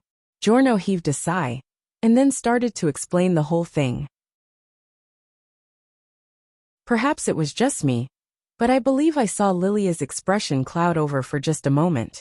First of all, it was said that the monsters are acting as an advance party of sorts for the Devilkin's efforts to destroy the world. The definition of destroy here is more similar to a turf war to them, but it doesn't change the fact that they would be completely eliminating humanity in the process. At the start of their invasion, they may have claimed that they would use us as livestock, but that hardly fits our definition of being alive. That's why we're all rising up and taking the fight to them. I do know that much, but I'm confused by the part where the Devil King isn't the king of the monsters, with the Devilkin having the command to themselves instead. Well, that stemmed from an incident from about a century ago. It was when the elves obtained magecraft after one among them performed the devil summoning ceremony. That practically meant they were borrowing a devil's power, you see. Since then, the elves have been discriminatingly referred to by many as the Dark Elves as a result. Oh, they were already called that by this point in time. I see. And that was why Lilia took it so personally. Giorno himself didn't use the derogatory term, though, nor did anyone back at the front lines of Sodom. That was perhaps due to all the recognition Lilia had obtained through her abilities and contributions. Now, do you know why the devil summoning ceremony was successful? Because they paid an appropriate price. At least I think that's how it works. Pochi, while leaning forward, answered. Right, that is the most important part. In this case, what the elves paid was the Devilkin's intervention in the human world, among other things. What does that mean exactly? Pochi asked, then let out a suppressed fear-laden chuckle. The Devilkin isn't supposed to exist at all in this world, yet they now have the ability to be so. That is what it means. What? But that's not something for just some of the elves to decide. The deal has no care for that whatsoever. The elves, as a price for magecraft, have brought into this world in the form of the invading Devilkin. And so, they were collectively called the Dark Elves, Considering the situation now, why would the Devilkin of our time want to defeat the soon-to-resurrect Devil King of our time? Aren't they supposed to be of the same kind? Well, I suppose since humans do wage wars among themselves, it would be reasonable for the Devilkin to do so as well. Yes, some sort of conflict among them, that should be the case. Then, what differentiates the Devilkin King from the rest of the Devilkin? I know the latter is normal, while the former resurrects himself in a cycle. Are there any other factors? Well, since I've never fought him, I don't know how powerful the Devil King is, but strength should be it. Also, it's worth keeping in mind that the Apostles comprises of both monster variants and the Devilkin, though I reckon we're capable of dealing with them, Lilia and I. He'd said something quite outrageous, this man, but I suppose it was good to know that these two might be able to defeat the Devilkin when they work together. Right, I'll take this opportunity to ask them more. By the way, since you two are extraordinarily strong, I've been wondering, do you happen to know of others as powerful? Giorno thought it over for a moment before turning to Lilia, who had just found herself a boulder to sit on. What you're asking me? I can think of the leading man of House Adams, and the first daughter of House Fulbright. Yes, they were quite impressive. Right they were. Oh, I think I might have heard both those household names before. The latter was Warren's family, and the former was, Whose family was it again? While I racked up my brain for an answer, Pochi whispered into my ear, hiding the front of her mouth with her paw. The Addams household. That's the family name of the bully trio's leader, isn't it? Aha! It was our beloved student council vice president, Hornell. Chapter 141, Almost There Brunnera. Yes, Hornell is an aristocrat belonging to the Addams household. I'm sure I remembered right. Didn't rule out the possibility of them being different houses that happen to share the same name, though. Well, maybe we'll find out later down the line. The Fulbright household, on the other hand, Warren had told me that he'd like me to remember that name, despite it having already collapsed in my time. Could it be that Warren had known beforehand of my involvement within this era? Or had he been indirectly instructing me to come here? I really don't know what to make of this whole mess. I spun those unanswerable questions around in my head as we made our way through the Giant's Passage. But at one point along the way, something came up that demanded my utmost attention, making me unable to think about my issues any longer. A colossal figure cast its shadow all over us. Although this was still daytime, its sheer size rendered our surroundings as dark as night. Master, Pochi said, her voice shivering. Pochi, level 132, was scared out of her mind. It was that serious. Naturally, my body was reacting all on its own as well. My shoulders won't stop trembling. So, are you aware of the reason this place is called the Giant's Passage? As a matter of fact, I do. It no longer existed in the future, but it was still right here in the past. Its name was the Giant Murderer. That's right. Looks like we've come right at the end of its hibernation season. The Giant Murderer, a notorious monster of the ancient times. I had heard that it was SS ranked, presumably, and that it moved in large groups of its own kind. It was at least 4 times, perhaps even 5 times, larger than Pochi's gigantified form. Measuring by, I suggested that it was approximately 30 meters tall. Its skin was purple and bumpy, and while I had no idea where it had gotten those from, it wore a loincloth and wielded a dagger. Or one might assume from seeing it at a distance, but upon closer inspection, it was more of a thick chunk of metal. Damn it, giants are still gonna be giants. Of course they've got a blunt weapon in one form or another. Power slowly stepped back. Lilia, hold it off for 30 seconds. I'll just kill it right off. Lilia was already prepared for action. Licking the base of her sword, eyes red with blood, hair spiking up. Are we sure she's not a monster herself? Now Power, try not to die. Giorno ran off to the side, while Lilia stood her ground right in front of the Giant Murderer. Judging from the tone of Giorno's voice, he was actually serious and cautious. Meaning, this thing was a formidable enemy, even for these two. In which case, I'll have to support them somehow. Shiro. Yes, sir. Pochi, now gigantified, held me in her mouth by the collar of my shirt, then swung her head in a wide arc, flinging me up into the sky. She then leaped after me, timing her descent so that I landed right on her back. A bit rough, but that was cool. Did you expect any different? By this time, Lilia was already clashing her swings with the Giant Murderers. Well, to be honest, I didn't quite see what was going on, but I could tell by the sounds of the impact that echoed through the vicinity. You see that, Shiro? Not at all. Rise all up, count 2 and remote control. How about now? Just a little. Pochi, despite her level being 132, and despite focusing her eyes the best she could, barely saw what was going on. That was how fast they were going at it. And of course I couldn't see anything. Which means, I can't cast my support spells for Lilia like this. Remember to cast them before the fight starts next time. But what now? Oh, for the love of, I'll get you in there. Just make sure your spells don't hit the Giant Murderer instead. I've modified the formula, so it'll be fine. Alright then. Here goes. Whoa. I thought my neck was gonna break there. I'd known for a fact that Pochi's physical capabilities had been enhanced by her level, but I'd never expected it to be this great. GWH? Gah. That hurt. Don't stop so suddenly like that, damn it. Haha. Huh? What's wrong? I was so fast. Not you too.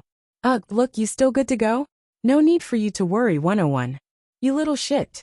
Pochi ran off again, landing behind Lilia, then followed her movements by concentrating on the blares caused by steel clashing with steel.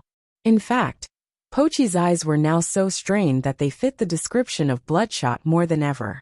Eventually, Pochi's body began to shiver, and then before I knew it, she was leaping around with great dexterity. Perhaps it was one of her secret tricks, or she simply had accustomed herself to her new speed level. Her eyes were moving in all directions, keeping up with all the actions. Trusting that Pochi would do her part properly, I started to draw my circle. Over here. Pochi ran ahead in a straight line, timing her path with Lilia's as she appeared from our left. Lilia, seeming to understand what I meant to do, turned her back to me so that I could aim at it with my right hand. Perfect timing and spacing. Good job, Shiro. Rise all up. Dash. Lilia, after briefly glancing at us, proceeded to clash with the giant murderer once more. Ooh! Pochi, letting out a heroic battle cry, which I really felt through the vibration of her back, leaped to the side in Giorno's direction, reaching him in a single bound, so that I could support him. Nice one, Shiro. Giorno whistled and voiced his praise for Pochi. I grabbed his shoulder with my right hand, and then strained my legs, holding Pochi under me as we circled around him, not unlike holding a pole. And then I applied the all-up spell that I had already drawn through my hand. Seems you've accustomed yourself quite well to battle, Poor. And that spell, it was pretty impressive. We can talk later. Lilia needs your help. Oh no, she doesn't. With the spell's augmentation, she'll be able to win this by herself. But Dash. Besides, Giorno turned to our right, prompting me to look in that direction. Giant murderers move in groups, in case you've forgotten, Giorno said, sounding perfectly calm. But then Pochi and I saw 5 giant murderers approaching side by side. The sight was pressuring beyond belief. At this point, I was feeling nothing but fear. It took Giorno's distracting whistles for me to realize how hard my teeth were chattering. Well, what a wonderful view. We might actually die from this, people. Are you insane? We should retreat, I say. That's right. Us fighting 5 of them at once is practically suicide. Not happening, you two. Since the giant murderers are out of their hibernation season now, they'll most likely go after Brunnera. If we don't finish them off here, humanity's integrity will, without a doubt, be compromised. At this time, the town itself doesn't have enough war potential to fight them off, either. Oshiro walked forward 3 steps. Now. Pochi, hearing Giorno, shook her head and then did as told. At the same time, I saw something sparking and crackling in the 2 o'clock direction. What's that? Huh? Wadash. The next instant, the land behind Pochi disintegrated, leaving behind only a scorching smell. I'd heard nothing when the destruction itself happened, nor even the sound of whatever that was, streaking through the air. Pochi's eyes went blank. Wa my ass. Calm down, Shiro. You only lost some hair on your tail. I can't do this, master. I'm out. No way I'll win against them. Ha ha ha ha ha, still got a little burnt there, didn't you? And why is this so-called hero so carefree? Well then, it seems Lilia has taken one down. Come now, poor Shiro, we'll be taking on 4. You two take care of the giant murderer in the very front. Giorno pointed at the giant murderer in question. This one's defining characteristic was that it was one-eyed, unlike the rest. Dash. We can't do this, Pochi and I tried to say. But by then, despite pointing at Lilia and the giant murderers just a second ago, Giorno was already gone. We can't. He's gone. Lilia was holding off 2 to our left. Not that I could see her, but I could tell because of her brand of battle roar and profanity. Giorno was taking another 2 on our right. I could see him, even from this distance, because of how his lustrous hair fluttered in the wind. And the one-eyed giant in front of us was ready to take us on. Its face was painted with an intimidating, unnerving grin. Oh my God! Chapter 142, Full Throttle. Go-ho-ho! The one-eyed giant, with its sight locked onto Asley and Pochi, raised an earth-shaking roar. The two, facing each other, with the former hugging one of the latter's legs, slid sideways away from the monster. Asley, covered behind the gigantified Pochi, fixed his misaligned glasses and whispered, Pochi *, I require assistance. Anything will do. Although he just called Pochi by her real name, no one was there to hear it, as Giorno has now taken his part of the battle far away. Oh, Asley, I'm sure you'll pull through Jewess fine. Don't be ridiculous. But well, that's right, sir. If we don't do something, we'll definitely die. Asley, suppressing his chaotic emotions, and then mobilizing all of the logic and intelligence he had, searched his brain for a solution to their predicament. So what should we do, master? Of course, the only option is run for our lives. That's exactly what I wanted to hear. Pochi bolted off immediately as she finished saying so, prompting Asley to grab and then pull her back by the fur on her back. Damn you, little Dash. You were trying to leave me behind, weren't you? That's not the case at all. Maybe. Asley, grabbing onto Pochi's back as she ran off, rocked back and forth like a willow tree swaying in the wind.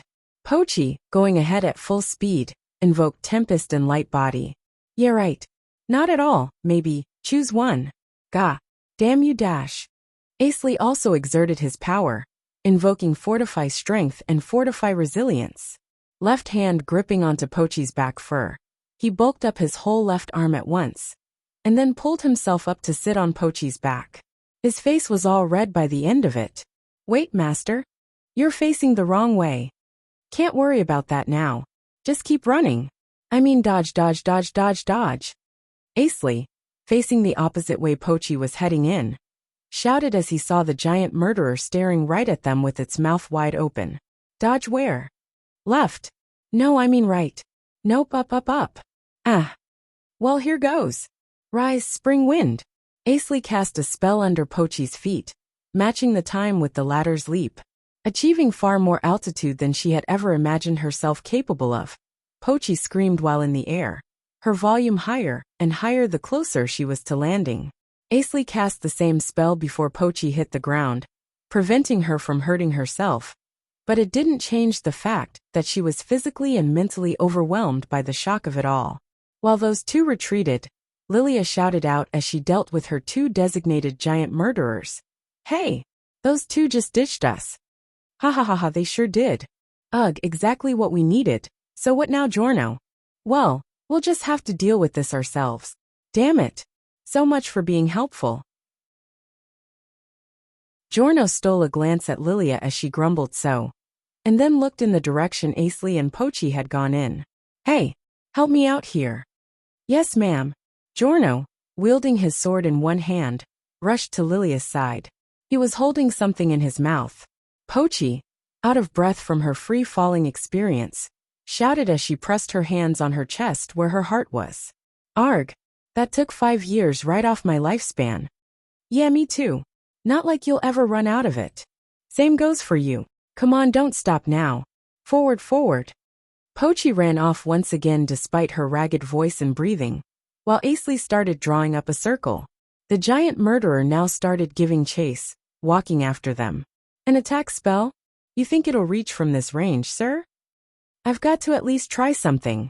Rise Fire Lance.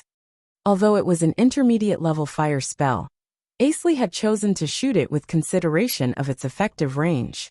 The fire lance was particularly excellent at reaching faraway targets, and it also happened to be an easy spell to draw. Additionally, since Asley had improved its formula, its power was now comparable to unmodified advanced level spells. He was using this spell to judge whether or not his attacks could reach the giant murderer, and also how effective his advanced levels would be against it. How was that? Did it hit? This is bad, Pochi. What is it, master? The spell just went out like it was nothing. Like poof. I don't think even my large-scale spells will put a scratch on this thing. So why are you sounding so worry-free? Hurry and do something about it. You say that like I have any spell I can even use. What about the Pochi pad bomb that you used earlier? It's got my name on it. The bomb isn't gonna have enough power, and the Pochi pad breath covers way too much area. Giorno and Lilia will be caught in it too. Aha! I know. You've got that. The super-duper awesome original spell. Pochi, out of breath from running non-stop, shouted just the right words. Asley gasped in realization. Oh yeah, Gate Eater. That's right. A spark of inspiration jolted through both their heads, prompting them to crack broad grins on their faces. We're too far away. Pochi, can you get within the range of 100 meters? I'd rather not, but I sure can. Rise power barrier, count 2 and remote control. Asley immediately invoked a spell on both him and Pochi for some shock absorption. Pochi understood that, although it wasn't much, it was better than nothing. Seeing that the giant murderer was about to unleash another one of its breath attacks, Pochi made a U-turn, then leaped up in an arc. Asley, fully concentrating on his spell circles, has yet to fix the direction he was facing. He left his safety in Pochi's care. The roaring of 2 giant murderers, and also Lilia's, as well as the clashes on their weapons, were getting close and closer. Upon sensing Asley and Pochi's approach, Giorno chuckled. It was likely that he had known from the beginning that the two weren't simply running away. What the heck, now they're back. Calm down, Lilia. It's just how Power fights. No need to be suspicious. Giorno spoke sarcastically in between each time he parried the enemy's metal chunk daggers. Well, I've never seen anyone fight by running away before. Lilia pushed on with her attacks, lifting up and blowing away the giant murderers on the receiving end. The other giants, upon seeing Lilia's ominous grin, felt chills run down their spines. Your mouth is open so wide, it's almost to your ears, you know. Hell if I care. Lilia rested her great sword on her shoulder and charged ahead. Pochi appeared and ran up from behind as if chasing her. Come on, master. Rise. Behold, Gate Eater. Asley the mage, still faced the wrong way on Pochi's back, took aim as the latter jumped over the one-eyed giant murderer's shoulder, and then shot a jet-black sphere of magic at the back of its head. The giant murderer's head instantly disappeared. Pochi, during her descent, unleashed a zenith breath attack onto the ground to help break her fall. The remaining 4 giants were distracted by their ally being so suddenly put out of commission. Judging that Asley was the one who had done it, they rushed at him all at once, thirsting for blood. The battle wasn't quite over just yet. Giorno and Lilia understood that well. Fortunately for them, the momentary distraction gave them the perfect opportunity to take down one of their targets each. While the monster's head started to roll down, Asley shouted again, "Enemy trap and gravity stop." The 2 remaining giants flinched under the weight felt on their shoulders. No, on their entire bodies. The pull still wasn't enough to bring the monsters to their knees, but for Giorno and Lilia, it provided enough opening to finish things up. Way to go, Power. TCH, I can't stomach their attitude. With Giorno and Lilia's coordinated cross-shaped slashes, cleaving the giant murderers from their shoulders down, the battle finally ended. The pair then descended, clinging to the giants' slowly collapsing bodies. Power and Shiro, on the other hand, were on all fours, panting incessantly, their eyes and noses running water like a river. Ha ha hoo. Need to catch 'em breath ga dash. Ha. Ha. Master. Give. Air. Can't. Breathe ga. While the giant murderers' bodies fell to the ground, Giorno and Lilia looked on at the two, the former with cynical humor, and the latter with a great degree of satisfaction. Chapter 143, Bleeding Foreheads. 5 o'clock in the afternoon, 2nd day of the 5th month, 94th day of the war demon calendar. The sun waned, shining on the land with a bitter orange beam of light. By the time it descended almost fully behind the far east wasteland's horizon, Gaston and Konoha finally met face to face with Tus. I had never expected him to be so impressive. A shock ran through his little body. The person he faced was much taller than he was, so much so that he had to look up at all times. Konoha, who now looked like a single bean in the whole picture, groaned in astonishment. Master, are you sure he's not a monster? Tus knit his brows as he looked down, first at Gaston, then at Konoha. The latter shuddered and then froze over. He then, without a shred of effort to hide how sick and tired he was, heaved a deep sigh at them. Gaston took a step forward, Asley's letter of recommendation in hand. Tus, glaring at the paper in Gaston's hand, raised an eyebrow upon seeing the characteristic handwriting on it. It seemed that he could tell who had written the letter based on that alone. Master Tus, the high-order muscle, philosopher of the Far East. Today I come with a favor to ask of Dash. Get lost. Tus, after having declared so, walked past Gaston's side. Konoha's expression was petrified, taken aback by how abrupt the exchange had been. Then, red with rage upon putting all the events in order, Konoha turned around on Gaston's shoulder and shouted at Tus. You! My master has trudged all the way here, and you will not disrespect him. Stop, Konoha. But NGH Dash. Konoha continued to admonish Tus despite the master's command. Gaston eventually stopped the former from speaking any more with his wrinkled fingers. Remember, we have come here for a favor, from a man who is simply minding his business out here. We are the ones disrespecting him, if anything. Konoha, mouth unblocked once Tus' silhouette was completely out of sight, looked up at Gaston. Gaston, despite the dust clouds obscuring his vision, continued to gaze at Tus' enormous footprints.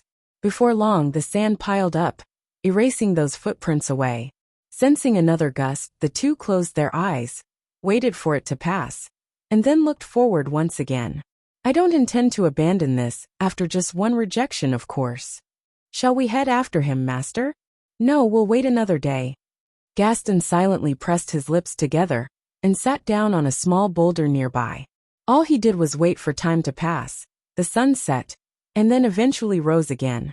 Tus did not return to this exact location, but that didn't mean Gaston couldn't track his arcane energy down. Over the next 3 days, Gaston stood up and repeated the routine each time the biological clock Magecraft informed him that it was 10 o'clock. This last time, after following the signs of concentrated arcane energy, he found Tus leaning against a rock, arms folded. Gaston presented Asley's letter of recommendation to him. I have been referred to you by Asley. Please, at least hear what we have to say. Leave me alone. You're a pain in the ass. Konoha was visibly angry, what with its brows twitching, but was restrained by Gaston. Gaston groaned as he sat down, and then folded the letter up. Konoha scampered up to the top of his staff, and then sat on it, arms crossed. This isn't working out, master. I say we give up before more time is wasted. Surely you know how persistent I can be. If anything, I do know that you have calmed down quite a bit. All thanks to the Asley boy. Though Gaston held his tongue, the edges of his mouth were raised slightly. No denial, how unusual. I see. So that's how big the boy's influence had been on me. 8 o'clock in the evening of the same day, Gaston paid another visit to Tus. Tus, beyond exasperated by now, reached into his afro hair and scratched his scalp, sounding quite a loud crunch. Ha! You don't know when to quit, old man. You sure you got time to hang round? You'd do more good going home and taking care of the lil ones or something. Now he's calling our magic guardians kids. It's fine, Konoha. Even I am a child compared to Master Tus here. He was simply stating facts. Konoha was visibly confused, while Tus clicked his tongue out of annoyance. Gah, you little shit. Apologies, I meant not to disrespect. Just quit these useless talks and leave. Tus, denying them for the 3rd time, instantly disappeared into the darkness, startling Konoha. He's even faster than you, master. That isn't even a tenth of his capabilities, I say. I see. So that is why you are being so persistent then. And so yet another morning came, marking the 4th day. Gaston went to Tus at 10 in the morning and 8 in the afternoon, and was once again refused both times. Each time Tus refused to even listen to the request, Konoha threw a tantrum, while Gaston remained silent. Refused the next day, refused the day after. Gaston's brows were eventually caked with adhering dust. We've been out here for so long that my once white body has turned all brown, master. I think I might look very much like a junkrat now. Would you prefer to stay inside? Gaston hinted at drawing up the house spell circle, but Konoha denied the gesture. No, I wouldn't dare. I've stayed out for this long. You don't order me to follow you often, master, so I intend to see this through to the end. All right then. Come, it's time. 7th day of the 5th month, 10 o'clock in the morning. Gaston stood up. As if accustomed to the routine, Konoha climbed onto Gaston's shoulder. The latter, after seeing for sure that his familiar was in place, tracked down Toos' arcane energy. Toos, fully expecting Gaston to turn up again at this point, only started back at the latter coldly. "You never learn, old man." Toos tilted his head, perplexed by Gaston's silence. Then something unbelievable, even for him, happened right before his eyes. Konoha was rendered speechless and agape with awe, while Toos' stare grew sharper. Gaston was down on his knees, his hands rested on his thighs. "And master, first in order of the 6 archmages, Gaston the great mage of flame. Surely your honor is not this cheap?" "I say he's right, master. Please stand up." Gaston moved his hands down. He felt the characteristic touch of gravel in his whole palms. Konoha turned away, denying to witness such an act. "I beg of you, please listen to what we have to say." Now his head was down. His forehead was right on the ground. Konoha shivered upon hearing those words. Toos continued to fix his eyes on Gaston. The strange span of time lingered, with the latter persisting on his request, without even the slightest of movements. Konoha, unable to bear watching its master lowering his head, turned to glare at Toos, as he still refused to utter a word. However, Toos paid no mind to everything else. He looked at Gaston and Gaston only. Konoha closed its eyes, mustering up all its resolve before opening up again, then hopped down from Gaston and kneeled down at his side. "NGH. Please, Master Toos. Listen to my master's wishes. I may be a worthless little critter, but I beg of you." Konoha was finally exhausted of patience, so it did the same as its master had done, for the sake of its master. The Lord's wish, the retainer's wish, they were all in the same. Genuinely holding on to that belief, Konoha begged. Lowering its head to the ground again and again, the brown fur of its forehead slowly turned a light shade of red. Gaston and Konoha's wish. It was unknown whether it actually affected anything within Toos. The truth was, however, it did change the tone of Toos' sigh. "God, look, just stand up. Just stand.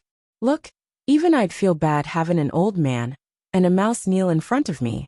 Get up, damn it." The two did as told, so as to not disturb Toos any further than necessary. Once Toos pointed at their foreheads, they realized how they were bleeding, and that the former was gathering arcane energy at his fingertips. Suffice to say, he was getting ready to draw a spell circle. "I'ma do this only once. Watch closely." Although Gaston did not know what Toos meant to do, at least he knew that he couldn't afford to miss this particular drawing process. High cure. Dash. A delicate stroke in the air of Toos' fingertips healed the wound on Gaston's forehead in an instant. Gaston saw nothing to it. He only knew what Toos had done through the utterance of the magic spell's name, an advanced level recovery spell, drawn at blinding speed. It was, in the literal sense, undetectable by the naked eye. The two were at a loss of words. 1 week, old man. Learn to do this in 1 week, and I'll listen to your story. Finally, development. But as certain as that was, Konoha didn't think Gaston would manage it. After all, the task of self-improvement Toos had issued was simply so alien of a concept. Konoha's master, on the other hand, had a different attitude. He subtly loosened his lips, convinced that this tiny progress was in fact a major spurt forward. A favor for a favor, then. I cannot face Asley until I repay this gesture. Very well.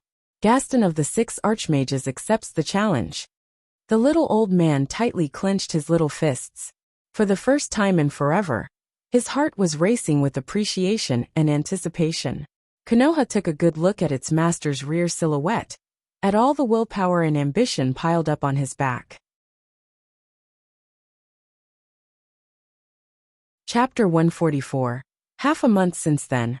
6 o'clock in the morning, 11th day of the 5th month, 94th year of the War Demon calendar. Asley's still not back, Lala said while she was crouching down, plucking weeds that had grown around her crops. Still not back, indeed. Since we could not connect to him with the telepathic call, it would be better to assume that he is either far away, or that he was prevented from using it for some unknown reason. With Itsuki speaking up in agreement with Lala, Zar proceeded to explain to them, while using his ends to pluck out weeds on the fields. Right, besides, it hasn't even been that long yet. Way too soon to start worrying, don't you think? But Betty, what about Lena? You think she'll be fine? Oh brother, you know how strong she is. Mentally and physically. She even beat EGD in a martial arts match yesterday. Gay for real. That's impressive. Bruce was agape with surprise, while Blazer voiced his admiration. It was quite unexpected for a warrior such as EGD to be bested at martial arts by a mage like Lena. Although Lala wasn't all that familiar with EGD, she still voiced her surprise alongside everyone. Well, this is Lena we're talking about. Fighting her probably threw off EGD's concentration. Hey, don't slack off, brother. Sorry. And that's my part done. It's about time for breakfast, so I'll go help Natsu and Haruhana get things ready. Go wake up everyone else when you're done here, all right? Betty stood up, gave her order, and then went back into the house. Blazer, Itsuki, and Zar finished their weeding quota at around the same time. They moved on to prepare today's work. Man, I'm just not good at this kind of thing. Bruce over there. Gotcha. There too. Yeah. Wait, Lala. Isn't it about time you go call Ryan and the others? You're the one who's supposed to go today. Lala's utterly disinterested response exuded enough power to prompt a deep sigh from Bruce, now the agency's figurative rickshaw boy.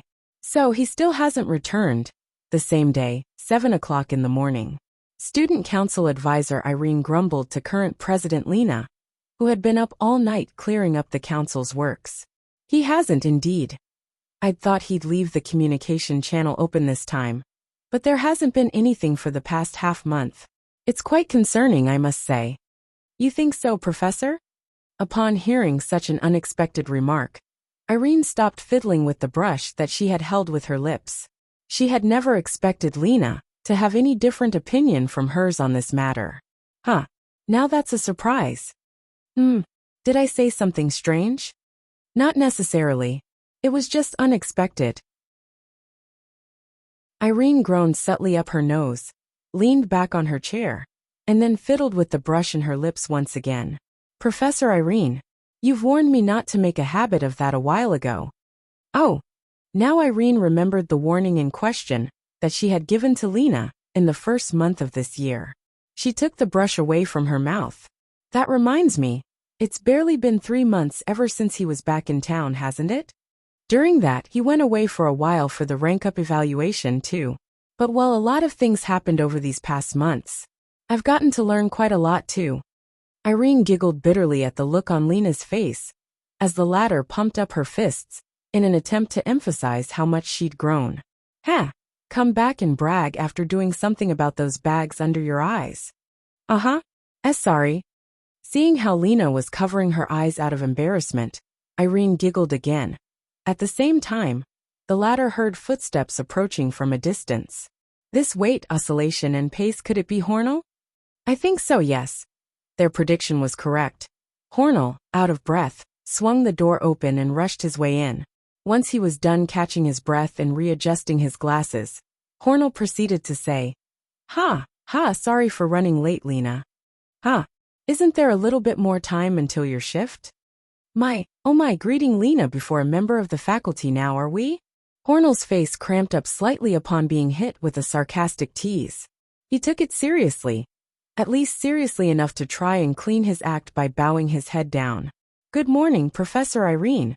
Good morning. Irene smiled and replied to him, perhaps satisfied to see a student of hers panic so comically. Hornell, still not raising his head, glanced up slightly and asked, Excuse me. Irene inclined her head, wondering what question he might have. Lena did so as well. Why is Lena covering her eyes? It's a secret.